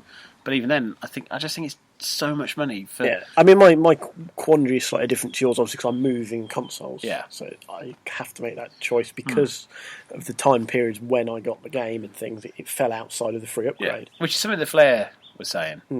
In that for him, everything tallies up right. He's got a free upgrade, he's got all this, he's got that, he's had 100 odd hours a month or whatever he's putting in. So it's not. It doesn't equate to a lot of money for him. No. Long term. And this is as I was saying. And I to you can earlier. get on board with that argument to a point because, as I said, when I bought House of Wolves, because I'd spent the money on Dark Below, and I felt like I had got quite a lot out of that because I'd played with the flares. But I can't. Can I justify to myself at £75? No. 20 quid in, what was it, January? Was it Dark Below came out? And then 20 quid a few months later is one thing. With 75 quid in one hit on top of, because this would probably be around the time I'd buy the Xbox One and Tomb Raider and this is the other and thing. Fallout come in. The physical and version. NHL or FIFA. How long is whatever. that going to hold its value as well? Like I got the That's limited fuck all. edition for £30. Yeah. So That's what if I they mean. can do that for £30, I'll buy it then. Yeah. That's if you got a set that just had the base game and the 3 pieces of DLC. Yeah. So none of the other collector's edition bonus stuff. It was just a very basic box, disc, Yeah. maybe a code or 3 codes. Yeah. Game of the Year edition, call it, for argument's sake. 40 quid, 50 quid, I'd say 30. even 50 with all 3 DLCs. Yeah. But but that's the point. It's a year-old content. Yeah. In some cases. Oh, yeah. So yeah. Well, at you least don't- the base game, and arguably by Christmas you could say Dark Below is also a year old. Yeah. It's under, but Yeah. you want to split hairs. Yeah. But and it's one of those you're things not that driving it. if you look at things like Game of the Year, Batman Arkham City, that came with everything that had come out, all the pre-order bonuses, everything else, still at £20. Like Well, Game of- Fallout 3 Game of the Year and New Vegas Game of the Year. The whole point of these big collections is it's a chance to get into it if you've not been into it at an affordable price. Now, the £70 You do is get an more than affordable just price the game. You get a few bonus. if you look at everything at knickknacks. full whack. But that's the problem. Because it's all digital download content, that digital content hasn't devalued. Yeah. If there were 3 discs in one bundle, the value of those 3 discs would have devalued massively, so the bundle would be cheaper. Hence why these Game of the Year editions come down. Yeah. Like you can buy Destiny on disc for £10 now, right? Yeah. So you buy both of those, and then you think, okay, at some point there might be a sale. Because that was kind of how I don't want to say justified it to myself, but it was kind of what the idea I had in my head. Move to Xbox One, you can buy the Destiny base game for 10, 20 quid, depending on where you go and whether it's second hand and all this stuff. But then it's like, actually, hang on, we've got the DLC. Honestly, I'm not 100% sure if I'd get House of Wolves as a free upgrade. No. I bought it at launch. I don't know if that... all applied. of that was also very confusing. It should just be, if you bought it on one platform, you've got it on next gen. Yeah, I mean, Dark Below, you had a time period to do it. Again, I don't know if I've fallen out of that. It's not very clear whether I've fallen out of that period or if because I bought it in this period, I still get it, even though I haven't upgraded for another 6 or 12 months. This whole thing feels very messy, and it's kind of like, now as I said, I'm sort of like, I feel like I'm going to have to pay 75 quid here. Well, not because there's no other alternative to get everything. No. Bar, well, but I could, if you get lucky, you get £10 game. It's still 70 quid. It's all right, £10 base, £40 original DLC expansion, 20 quid Taken King. Yeah. It's still 70 quid. Yeah. On that logic, I might as well pay the £5 to get the cool stuff. Yeah. Because I can give you the strange coins, you liked it for your book, and we swapped stuff before. You gave me the prints, and and we can swap the collectibles about to suit our particular. It's a weird one. desires. The other thing, when they were justifying the price, and this is where it comes down to value. If you look at this game and you think, right, you know what, I play this every week for 20 hours a week, and it's 70 quid. Well, okay, you split that over 70 weeks. Pound a week. That's the other bit where, as I just said, I'm struggling now. It's like this will be the same time as Rise of the Tomb Raider, Fallout 4's almost certainly going to be another 100-hour game, like in New Vegas. The other problem was they shouldn't have announced the content and the bundles until after they show more of what you're actually getting. Because the problem is, we know we get the Taken King, we know we get some strikes with it, but we don't know how many, we don't know what extent, we don't know whether new planets. That's kind of always been their play, though. They did that with the original expansion pack. It's 40 quid. You'll get some stuff. Yeah. That's kind of boiled down to. And for some people, when that stuff came out, they were very disheartened. I mean, it's like that again, it comes down to if you've got that like the Crow's Raid, like Crow's End Raid. If you didn't like that, that's a big chunk of that DLC you're never going to play. I didn't particularly like that. No. Some of it felt necessity to get the armour and weapons. Yeah. Just to be able to progress in the game. Some of that, I mean, it's just made me... And it's true, I've said the same with the Batman game. I'm loving the Batman game. I'm still waiting to see what some of that content is before I put my money down.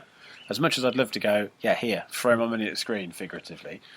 No, I've been burned now, and I can't justify just throwing 35 quid at something that might not actually seem worth 35 quid to me. But this is the knocker, and I mentioned it, but earlier on, it actually, this whole saga has kind of killed my enthusiasm for the game a bit. It's just sort of knocked the wind out of the sails, and it's just like...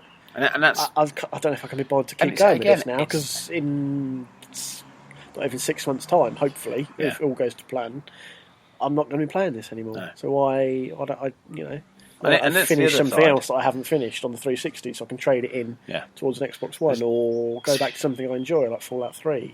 Yeah. Two bits that really jumped out at me. Well, one, when he was saying about, it was the follow-up interview, really, where they were saying about, well, if you played during Crow's End, you had the sword bearers dotted around. Yeah. And they're not there anymore. No, I've noticed that. So that's made certain quests from Eris Morn very difficult. Very difficult. Because I have to do the Fist of Crotus to get that. Yeah, it's very difficult to non-existent. Yeah. Pointless picking those. But they were saying, but you were there, you played that, so the people who are paying now for it, they're not getting that content. It's like, well, they should get that content. So they're being robbed of experience. Why has that been taken out? And it's like, the wolves, they won't be available. It's like, but they should be. But again, that's robbing people of content. As long as that content is still available to play, as long as there's missions available to replay. And this is where it gets awkward, because if, say in 6 months' time, I buy Arkham Knight, you'll have well and truly finished it by then, I would assume. You might be going back to play again. At this rate, I'll have finished it this weekend. Well, that's what I mean. I mean, you said earlier, you think you've played 80% of the game already, or the main quest, sorry. Main quest, yeah. So let's assume you'll have finished that, as you said, probably by the end of the weekend. You'll go back, probably by the end of July, if we're being generous. You'll have maybe 100%ed it. And then you maybe got the DLC. Yeah. So the point I'm driving at is, by the time I might think about getting the Arkham Knight in 6 months' time, or maybe in January in the sale, or something like that, you'll have completed all that, and most of the DLC, potentially, because obviously it's a 6 month expansion pass, and I'll just be coming into it. But I can buy that whole thing, even if I have to buy the game and pass separately, because you convinced me it's worth doing, I can still play everything there. I'll have got the Batgirl stuff you've already played, of the whole thing, and, there And are things also, just disappearing here, and I touching know I there- played the Sword of Crota stuff, but actually, I kind of like that to appear sometime because Do you know what I'd like to see? You know when you go for your patrols, Mm-hmm. to have patrol, and then off of that, Crota pack, Wolves pack.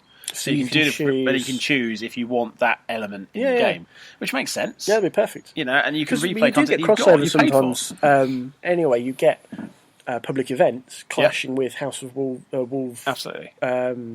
prowls, whatever you call Yeah. it, prowling. You know, and we've had that a couple of times, and all of a sudden it's just like protect this, protect this, do this, Yeah. destroy these people. At the same time, you're fighting the wolves. It's like fucking hell, you know. And it is a bit of a clusterfuck, but they can obviously have these two things happening in the Yeah. same area at once. Yeah.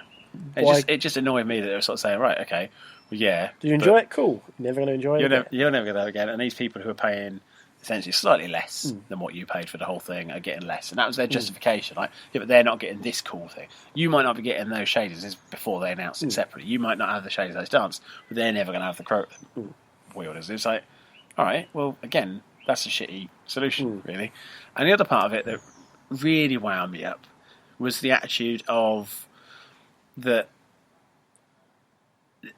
unseen total. There was no. It was almost like Eurogamer were wrong to ever question it. Yeah. Like, well, you haven't seen the content yet. Well, that's right. We haven't seen the content yet. But what we're saying is, we don't want to have to pay 75 to get quid that to content. get everything. in It's one not about place. what the content is, really. Yeah. It's about the price point and the other Yeah. intrinsic stuff.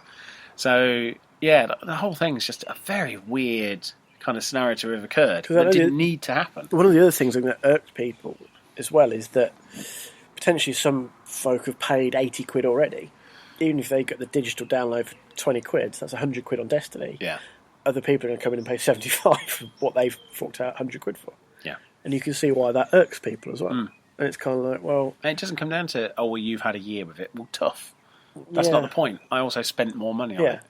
Like, But, you it's know- that argument of, I mean, in some cases, fair enough. Like, if you're playing, say, Call of Duty Online, and somebody comes in and they buy the Hardened Edition for 20 Yeah. quid in a sale, and then they've suddenly got the Season Pass and all the content's out, and they've only paid 20 quid for it, somebody paid 80 quid for, fair enough. But they got it in a sale. yeah, And wasn't you turning around and going, okay, well, you can buy all of this yeah.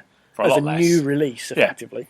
A new edition. So, right, release. we've got the last add-on pack, so if you haven't bought any of this before... Because this you now isn't have even it. like a Game of the Year thing. This isn't buying Fallout 3 now as a Game of the Year pack. No. Where we bought it a few years ago. Yeah. So this isn't like some random... This is brand new content. And that's the issue. It's because it's sort of the weird- content that the weird old hybrid fans of old need and new. Yeah. and the new fans want. And the newer fans don't want it as much as the older fans because they don't know what they're buying yet. Yeah. If you've never played it, then the value of a limited edition is even less to you. It seems like it's some bizarre way to, rather than maybe retain the community they've got, is just cut their losses with those who walked away and try and Yeah. pull new in. So you're not trying to maintain No. just for very simplified numbers, you're not trying to maintain or keep 1,000 people happy. No. You're just trying to say 500 people have walked away, we'll go and get another 500. Yeah. And is that... It's that disregard of considering it's supposed loyalty. to be a 10-year game Yeah. cycle, is that the best way to work? No. Because eventually you're going to burn through all the people who would play your game. And for was it Luke Smith? I can't remember his Yeah, name Luke now. Smith. For him to turn around and go, well, actually, I read that, and I thought if I had been a developer of a game I love, I'd have thought that was awful. Yeah. So, well, it was awful. It's not that you Yeah. think it's awful, and I understand that you feel that your comments were unreasonable, but you still made those comments. I'd like what he put in chop the Bungie is like, interview up. anybody who's seen me on the podcast before now, I can be blunt, or seen the vid docs now, I can be curt or whatever. Yeah. It's like, okay, there will be a portion of people who probably recognise that. Most don't. No, and even if And you do notice that, that doesn't mean that you're right to be like that. Like that's like kind of saying that's like almost the some of my best friends are black thing. Like, sometimes I say stupid things. Like, Yeah. well, fair enough, but maybe don't do interviews then. Yeah. If you're that sort of person. Yeah. But also, what he was saying wasn't just a one-off comment he made. He then even like said back to the interview, "I just want to poke you on something for a sec." It was almost like poking and saying, "Well, oh yeah, Yeah. but you're the sort of person who really likes my game, so you will buy this Yeah. because it's going to be amazing." That was the other thing, because that was also split as well. It created this bizarre impression of, shit, we've said this, now we have to do damage Yeah. control. It's like, oh no, this is all one interview, and Yeah. it kind of just flowed. We talked about Taken King, then we talked about this. Yeah. And it's like, okay, But that is- but splitting it in half like that, yeah. and then having a 48-hour gap, was like, oh, this is damage control. Yeah. No, it's the same interview. Why? Yeah. I mean, the thing is, if you read it though, I can see entirely why Eurogamer would split it. I think the two issues needed reporting, needed highlighting. And, I don't think it was they were trying to cause controversy. Because the comments were there. They've not isolated them to the point. Like where if you say one thing, no, but the timing of the two things does create its controversy. Yeah, because of the timing of basically the tone reads very differently from one to the other. Yeah, the Taken King stuff does read kind of. Do you think stern, if they put that out as a single interview, the controversy wouldn't have happened though? To a point, it still would have, but I don't think it would have been nearly as bad. I think people, same as with Arkham Knight, I think people would have latched on to the controversial side and almost totally ignored everything else. Some, yes. I think it was almost like I don't say a completely universal. That's just painting it with their own brush. But I think less people would have been frustrated or annoyed, whereas I think pretty much the entire community seemed to be pissed off by being this. Being offered new content isn't the silver lining to being told that you've got to pay £75 for this. Well, no, we haven't said that in a rude way. No, but this is the thing. It's a very troubling situation that shows some of the disregard maybe that some people show towards pricing. Yeah. Like his argument was, you've got to put a value on this, and like I said, it comes down to really what money you've got, what consumable spend have you got? Because if you're the sort of person who can just chuck £35, £50, £60, £70 on a game, it doesn't even factor into it. Yeah. Like, if you're a major fan of something, you'll do it. Like with the Pip-Boy edition of Fallout, I'm still on the fence. I don't know what to do. Because I know I can get the app on my phone, and I don't know if it's going to fit my wrist, and it's £100. That's why. And there's no season pass. I can get the app. I can't just. And I was really happy that there was no DLC in that bundle, because I do hate that. Yeah. With the Arkham Knight, we were talking. Ironically, if there'd been a season pass in that Pip-Boy thing, I probably would go for it. Yeah, absolutely. But then that's not what Bethesda do. No, never has. They just sell you the content as and when. But yeah, with the Arkham Knight, we did talk about one of the things that did annoy me was the amount of season pass content, exclusive retailer content. Obviously, you forwarded me the article, but all of that content will be made available to season pass holders in 6 months' time. Which again is so much value because you've got the Red Hood missions, you've got the Harley Quinn missions, you've got anime skins, you've got new 52 skins that have been made free to everyone, plus everything else, the classic Batmobile skin, and stuff like that. So that's how you do the season pass. So you're adding value. The issue with the Bungie one is it's not adding a lot. You're getting the Taken King. That's it. Like for you and me, we're being asked to pay £75 for £40 piece of content. And maybe some gubbins. And that's if you feel it's worth £40 in the first place. Exactly. And that's the thing. I think they really needed, before they talked about pricing, they could have said, we're going to do this, we're going to do this, we're going to do this. Here's what it is, here's what it costs. Yeah. Because without the value, we don't know. If they say 3 new planets, 15 new story, 30 new story missions, 10 new strikes, 2 new raids, suddenly you think, actually, okay, that's all the content of both House Rules and in the one in one thing. The same price what they were, plus a whole new locations and patrols and story and everything. Yes, I want more of that. And then, of course, that's, as I was saying, this is the start of their second year. Yeah. So this isn't the only bit of content that's coming out this year. So then what worries me is, well, there's no season pass. So then any other content is also going to be costing. So come January, we might be paying out another So the people who pay £75, exactly, have then got to pay even more for the next. And it's that lack of transparency. Yeah. What is your longer term? Because we saw from that leaked kind of plan, there were another 3 things. So if that's the plan, where's the season pass for that? Because that was at launch for the first. Yeah. Really, if Taken King is Bungie is Destiny 1.5/2, because they're saying it's all the content plus this new start, the next stage.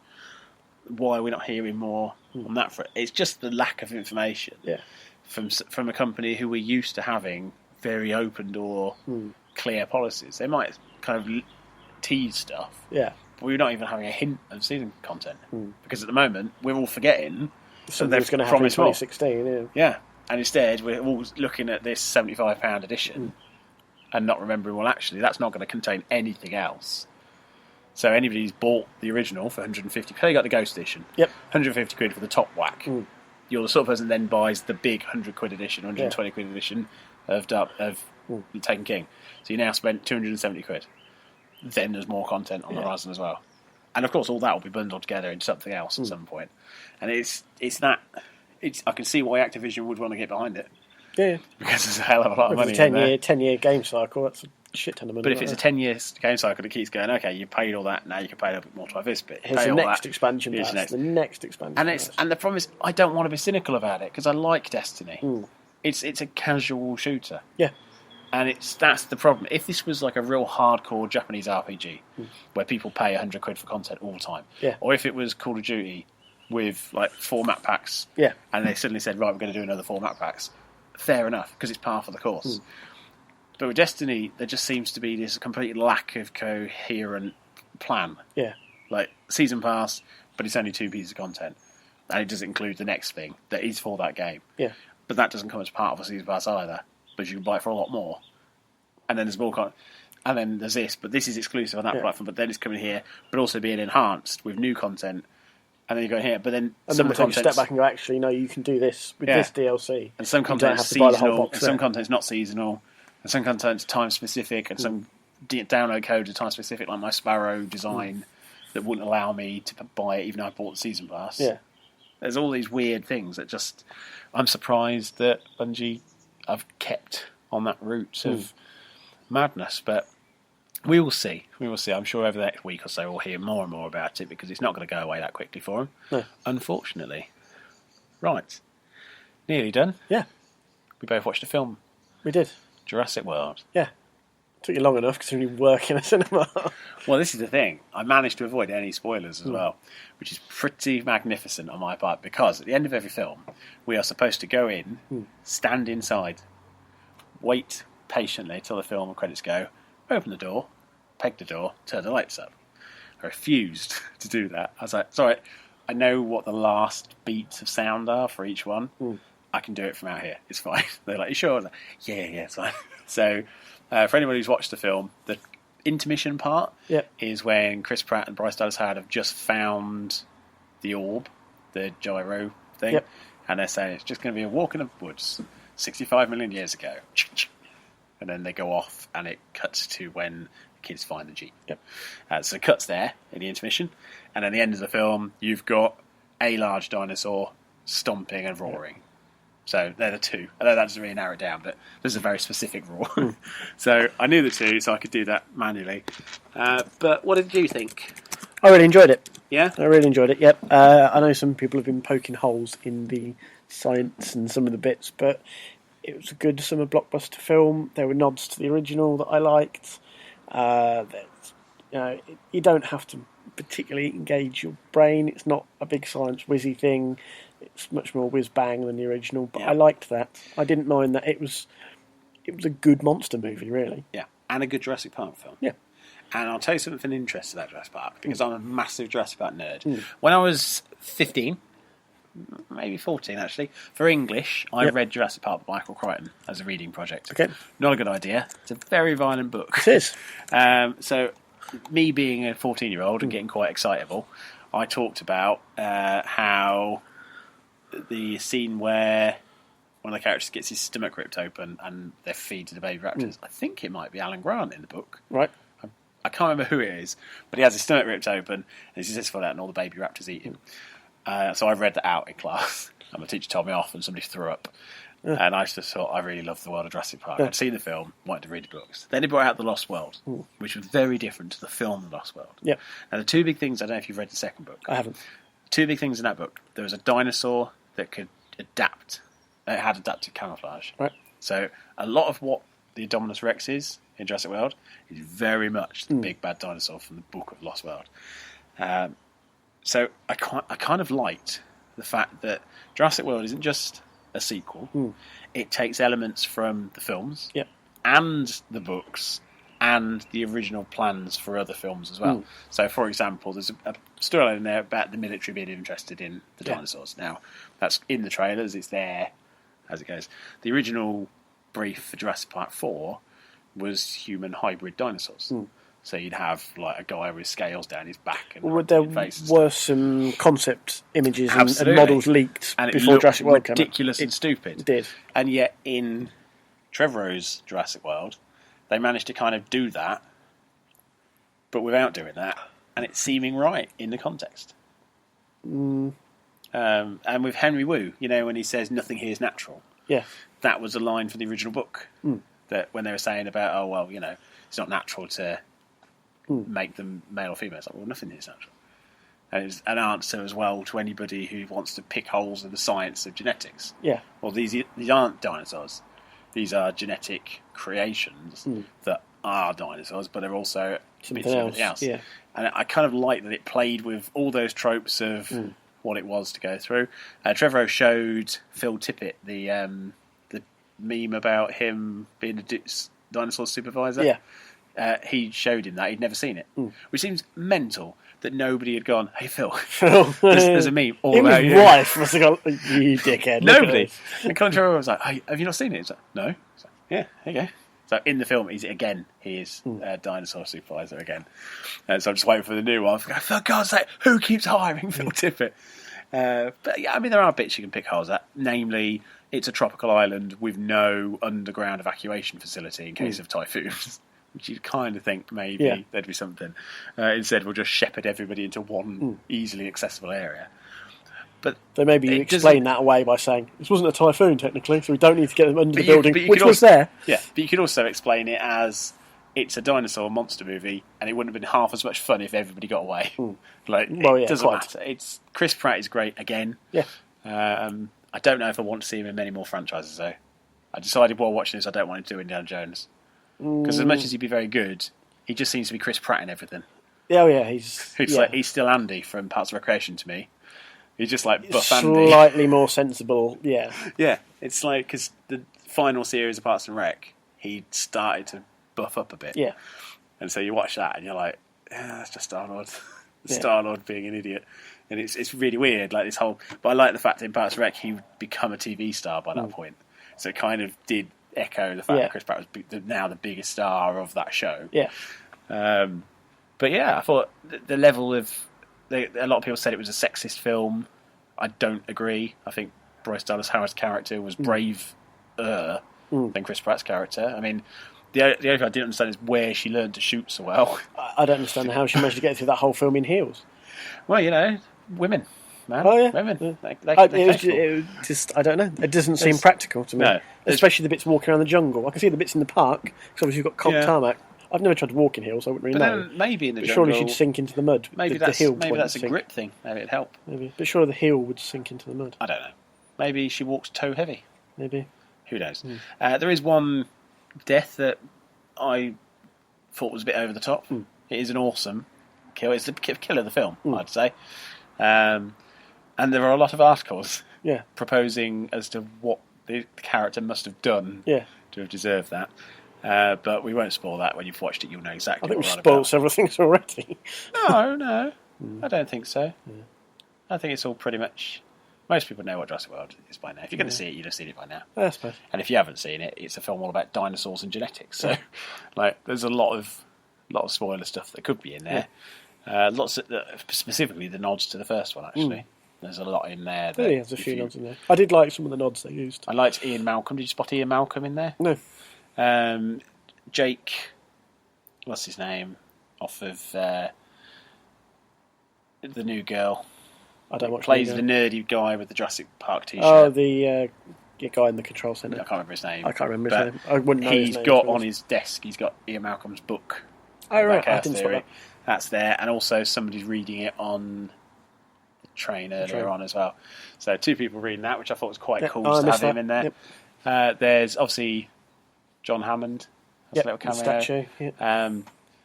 Mr. DNA. I was quite pleased to see him back just for a very brief moment. There's Was it little things BD Wong who played the Doctor? BD He was Wong is in it as back, well. as Henry Wu. Yep. Who's the only acting actor Yep. back. Then there's a dinosaur Yep. back as well, which has been a lot of people have talked about already, but we're not going to talk about it too much. But yeah, it's a brilliant summer monster movie. Monster film, that yeah. doesn't take itself too seriously, but is also serious enough for you to believe there's a bit of threat there. Yeah, in a monster movie sense. Yeah. It's not just goofy for the sake of it. It's not just action sequence after action sequence. No. There's a reason that these things happen, and I really like it. I think the Indominus Rex is a brilliant piece of design. I think it managed to come across as threatening and frightening. I think I like the concept behind it. That kind of what was it? The scene with BD Wong and Darmish. Yeah. Was it the character named Darmish who took over InGen? And basically, it was the whole you wanted bigger and scarier, cooler. I think that was the emphasis was on cooler. Yeah. And I like the way they kind of put that. You know, there were certain bits that they kind of took shots at the way everything is sponsored. Yeah. It's the Verizon so and so. It's this. It's they that. said Even though there were points where it was hard to tell whether some stuff was poking fun at that further or it being slightly hypocritical, and it wasn't. Trevorrow said that every brand you see in that film was chosen to highlight the commercialism. So it was just a weird. Some bits felt very tongue in cheek. Yeah. As they were intended, I think. Others felt a little less well placed. Or absolutely. set up. I think it was one of those things where it tried to be satirical in a monster movie and missed the beat sometimes. Because I mean, it, on the whole, it works perfectly. Yeah. But there are, like I said, there's bits where it just feels like a slight misstep. But as films go, a friend of my partner's went to see it at the cinema and said she loved it, apart from the young kid with the giant hair, and she kept wishing all the way through he'd get eaten by a dinosaur. And I kept thinking, what a horrible person you must be, right, to live like that and to go through. But it's a good first Jurassic World. Yeah. And it could have been awful. It could have been terrible. It's like a non-Spielberg thing. Jurassic Park 3 all over again. The director of Safety Not Guaranteed, which is a really good little indie film, but not a special effects masterpiece. And I think there are some people who have levelled that criticism. Yeah. Because you've basically got a guy who's done very well with story-driven films. Yeah. And put him at the helm of a CGI film, and it sometimes falls a bit flat. And there are moments that are a little bit flat, or perhaps purely because of the way it's been cut. Yeah. They don't. But then I would also say sparkle, perhaps. The Lost World sequel was less good, less competent as this, in my mind. And that was a Spielberg preferred film. this to Lost World. Yeah. Though I know a lot of people seem to prefer Lost World, but that, I guess maybe that's just because this T-Rex runs past around and San Diego. But that was Spielberg. Yeah. And Spielberg couldn't follow up Jurassic Park convincingly and consistently to make a film as good as Jurassic Park. Yeah. I think Jurassic World comes as close to Jurassic Park, but he's also a bit of fan service to Jurassic Park. It's definitely. It's respectful and it has reverence. I don't think it has the same tone as Jurassic Park. But that was a 1993 film. The other thing is, we kind of mentioned this before. It's a bit like Age of Ultron versus Avengers Assemble. Avengers Assemble was the first. It had that opportunity to have those first moments. The first time you have them all on screen in New York, that shot where it pans around them all in the middle of New York. Age of Ultron could never have that moment. No. It had to do things in a different way to be a good film. Jurassic World, you're never going to have that first sight of the dinosaurs again. No. That Sam Neill and Laura Dern get. That's Chris Pratt and his Raptors. There is, that Sam Neill and Laura Dern get, where he turns ahead and they see was it the Brontosaurus? Brachiosaurus. But this is the thing, they couldn't have that moment again because everybody knows that's coming. You're going to have some sort of great expansive visual of dinosaurs. And Jurassic Park was the age of genetics. Yeah. It was the age of genetics, and it was the rise of CGI. Jurassic World is, like you say, the age of commercialism. But I think it's also tourism, and so that the movie was less a look at should we or could we. It's well, that was the question in the book. It was the Malcolm question. Yeah, it didn't stop to ask. It wasn't whether you could; it's whether you should. Yeah, and that was always there with Jurassic Park. And that's what Jurassic Park did, and it did it well. And in the 90s, we were looking at things like Dolly the sheep, and we were looking at first cracking of DNA genomes and stuff like that. Now we're in an age where that kind of science isn't exciting anymore, and that's what Jurassic World's basically saying, that dinosaurs aren't enough. We've got to make Yeah, a dinosaur that's more. And it's the same with film. Yeah. Like, it's not enough to just have a well-written film. You've got to have a well-written film with a giant, great big monster. With a car in the middle. chase. And so, kind of from that point, the films both manage to question something about the time.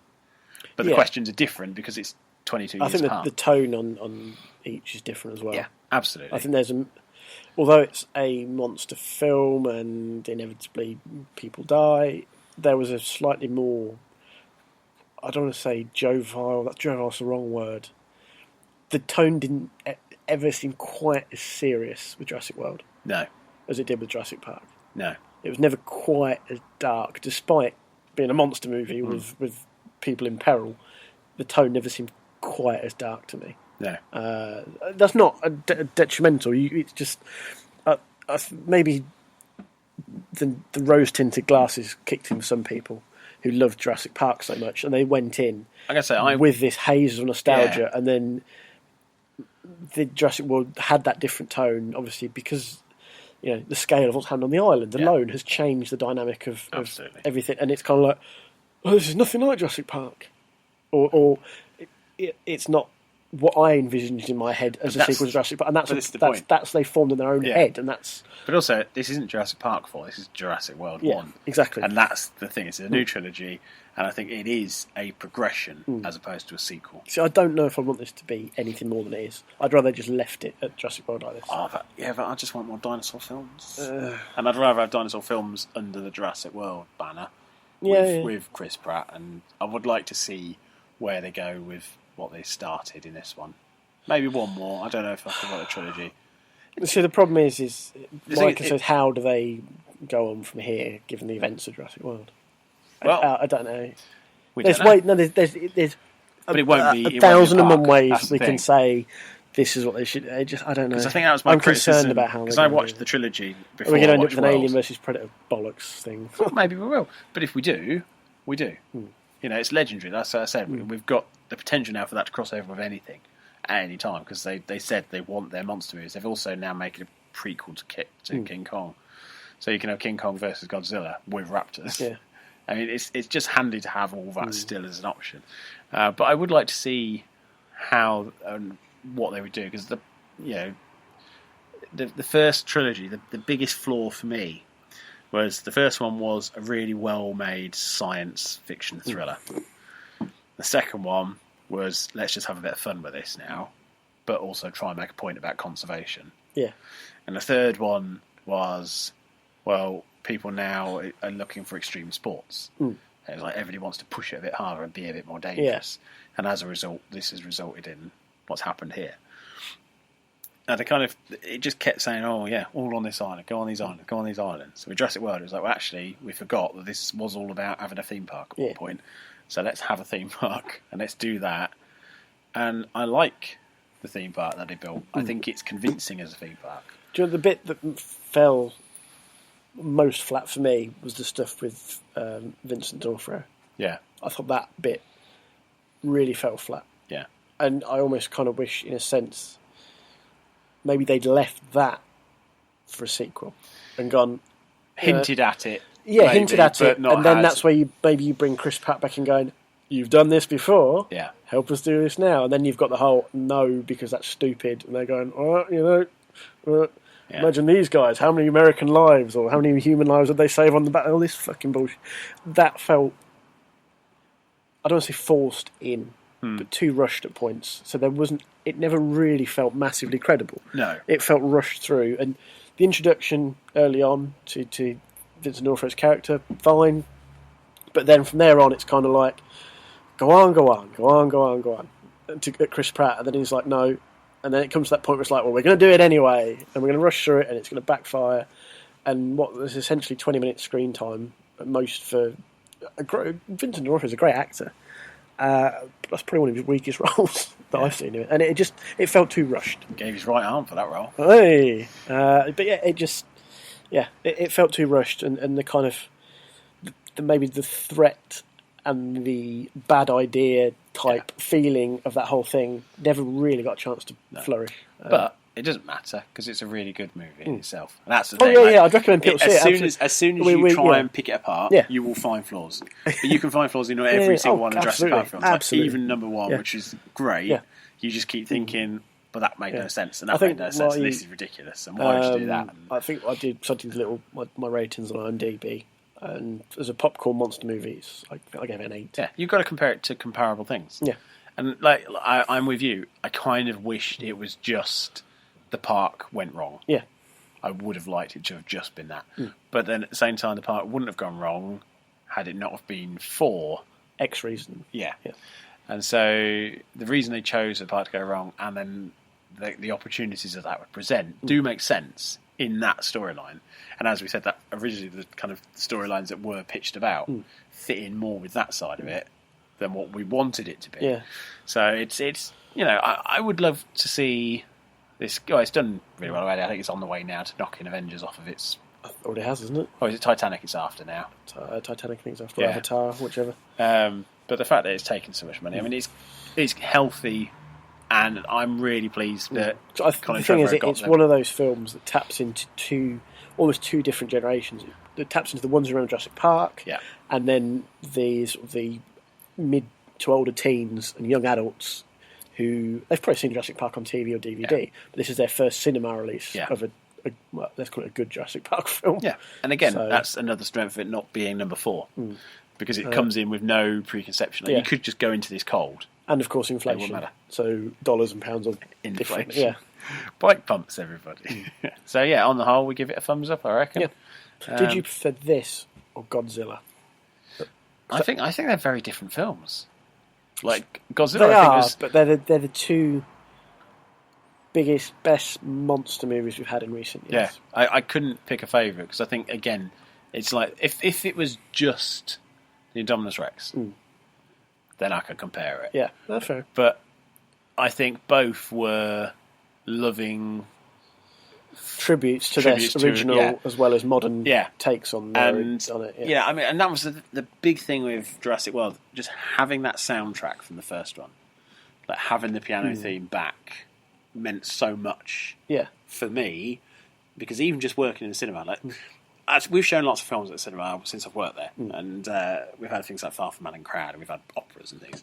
But working in the bar and hearing thumping and screaming and roaring and explosions, that's what I always. Well, it's what You've still not learned to use the coffee machine then?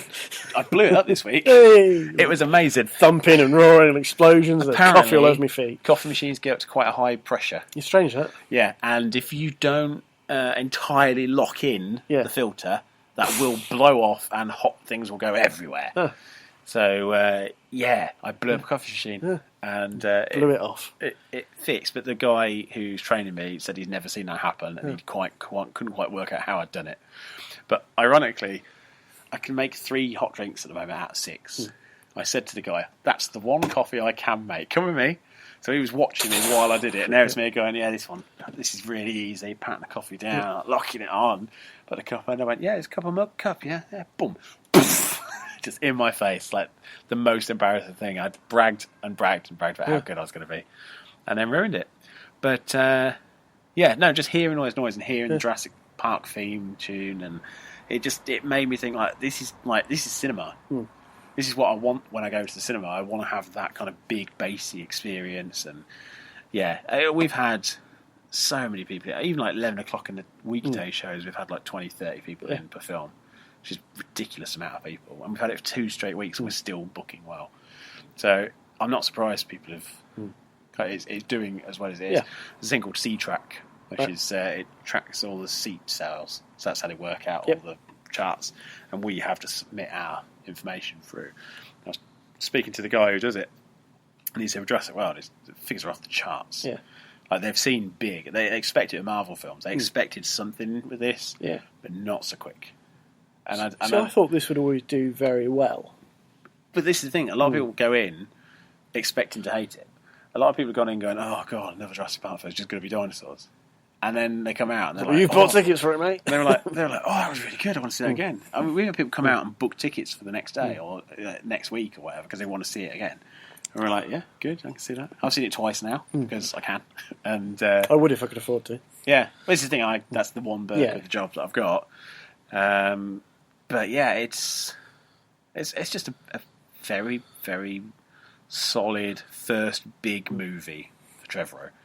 I hope it does mean that people watch Safe Not Guaranteed, because it is a brilliant film.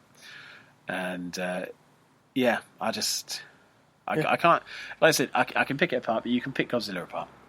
You could pick Usual Suspects apart if you really wanted to. You just think he's supposed to be a detective, but he didn't figure that out sooner. Like, it doesn't matter, because you watch and you enjoy the ride, and then when it's finished, you then say, "Oh, I didn't really. That was a bit off." I mean, I loved the nerdy guy in the control room with the whole idea of him being a fan of the original park, and it was just he was me. That was who that character was speaking to. There's me there, fan of the original. Although people died in it, it was kind of cool. And there were all these little bits peppered around just to say, hey, there's that, and there's this, and nice references to the original. And 2 tums trash, not like Entourage, which is horse shit. Wow, terrible TV show spawns terrible movie, shocker. Although, if you take a hockey team to go and watch it before you play, you'll do really well. Why? A hockey team went to see it before they played, and they did really well. I don't know which one. Is that field hockey? No, ice hockey. Yeah. An ice hockey team went and saw Entourage the movie, right, and then won the game. And everybody said it must have been because they watched that film. So let's not end up like those guys. Let's be champions. Mark Kermode did a very scathing review of Entourage, and I was very pleased to read it. I'm not a huge fan of Mark Kermode, but when he's cross about stuff, I do like reading him very cross. So yeah, and there we go. Hope you've enjoyed the show. It's been an experience. It's been a show. It's dark here now. We're actually sitting almost in the darkness. Yeah. So if you've enjoyed that, and of course you have, because frankly it's amazing, you can rate us on iTunes. Yeah. Now we'd like 5 stars. We would love 5 stars. But if you think it's 4 stars, give it 4 stars. Like, just give it a rating. If Mm. you really hate it, give it 1 star. But that's only if you think this is the worst thing you've ever heard. If you just don't like it, 3 stars. That's generally, I think, More important than that, though, tell us why. If you don't like something, because that fun feedback is important to us. Yeah, if you don't want to write the review saying why, you can also email us at wearethelolocost@gmail.com, which we do get a lot of emails now. We do. We do get a lot of suggestions and things, so we do listen, and we've already started to make changes as a result, hence being in Rob's Garden this week, because we get told that the audio quality is better. Although if Chris Pratt and his Raptors don't piss off, we won't be doing it again. So reviews on iTunes, or just give us a like on Stitcher or Spreaker or wherever you want, and get your friends to listen in as well. You can drop by the website, lolacourse.co.uk, where you can read Rob's Fallout Shelter review, and maybe something for me if I stop deleting everything I write, because I'm getting very annoyed with myself. While you're there, we have got affiliate links and a PayPal donation thing. Now, we're not going to call it donations. We talked about this a little bit last week, value. So if you think that 2 hours of podcast is worth anything to you, if it's worth £1, bung us £1. Now, it doesn't have to be much. We will do this for free. We're not asking you to pay for it at all. But if you've watched it, or listened to it rather, and you think, they're doing a good job, they've done 24 episodes now. Maybe if you equate each episode being worth 2.1p, donate us £1. And that's worth, and that's the same as 24, I believe. No. I don't know 4p. I don't know what maths you're doing. 4p an episode. Something like that. Well, maths is different to mine. I'm a mathmagician. I can make numbers disappear. So, you can make a donation and as to the value. Or, if you're really good at art and stuff, draw us a picture, email us a picture. Or if you have a guitar and you want to just do some in-the-middle music, like some stings or something, on the theme of gaming, you can do that as well. Whatever, just send them in. We like getting them. Get involved. Imagine it being like a Blue Peter, and we might get some badges to send out. That is on my list of things to do. As of August, we're going to be having a lot of course listener badges. So for people who send stuff in or make donations or use the affiliate links and prove they've donated quite a bit, we'll basically send them out, and you'll be like an elite. You'll be able to go on the bus and you'll be able to spot somebody else wearing one of these badges. You'll just do that knowing nod. And then be asked to leave the bus. And then, the aim is to have them ready for Eurogamer. So anybody we see at Eurogamer who recognises us will get a Lolacourse listener badge. Nice. And yeah, so that's the plan there.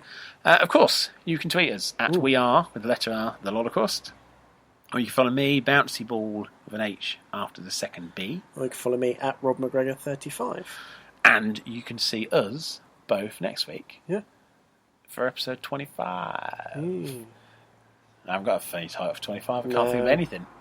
Project for In Weekend. the year 25... no, it's 29, is it? 25, 29? I can't remember. Maybe 25, I thought it was 25. 25 something, wasn't it? Buck Rogers in the 25th century. Was that him? We've got the whole weekend to think about this. No, that's not even Buck Rogers. I'm rubbish today. It's too tired. Anyway, let's crack the show off. And we will see you all next week, people. Bye.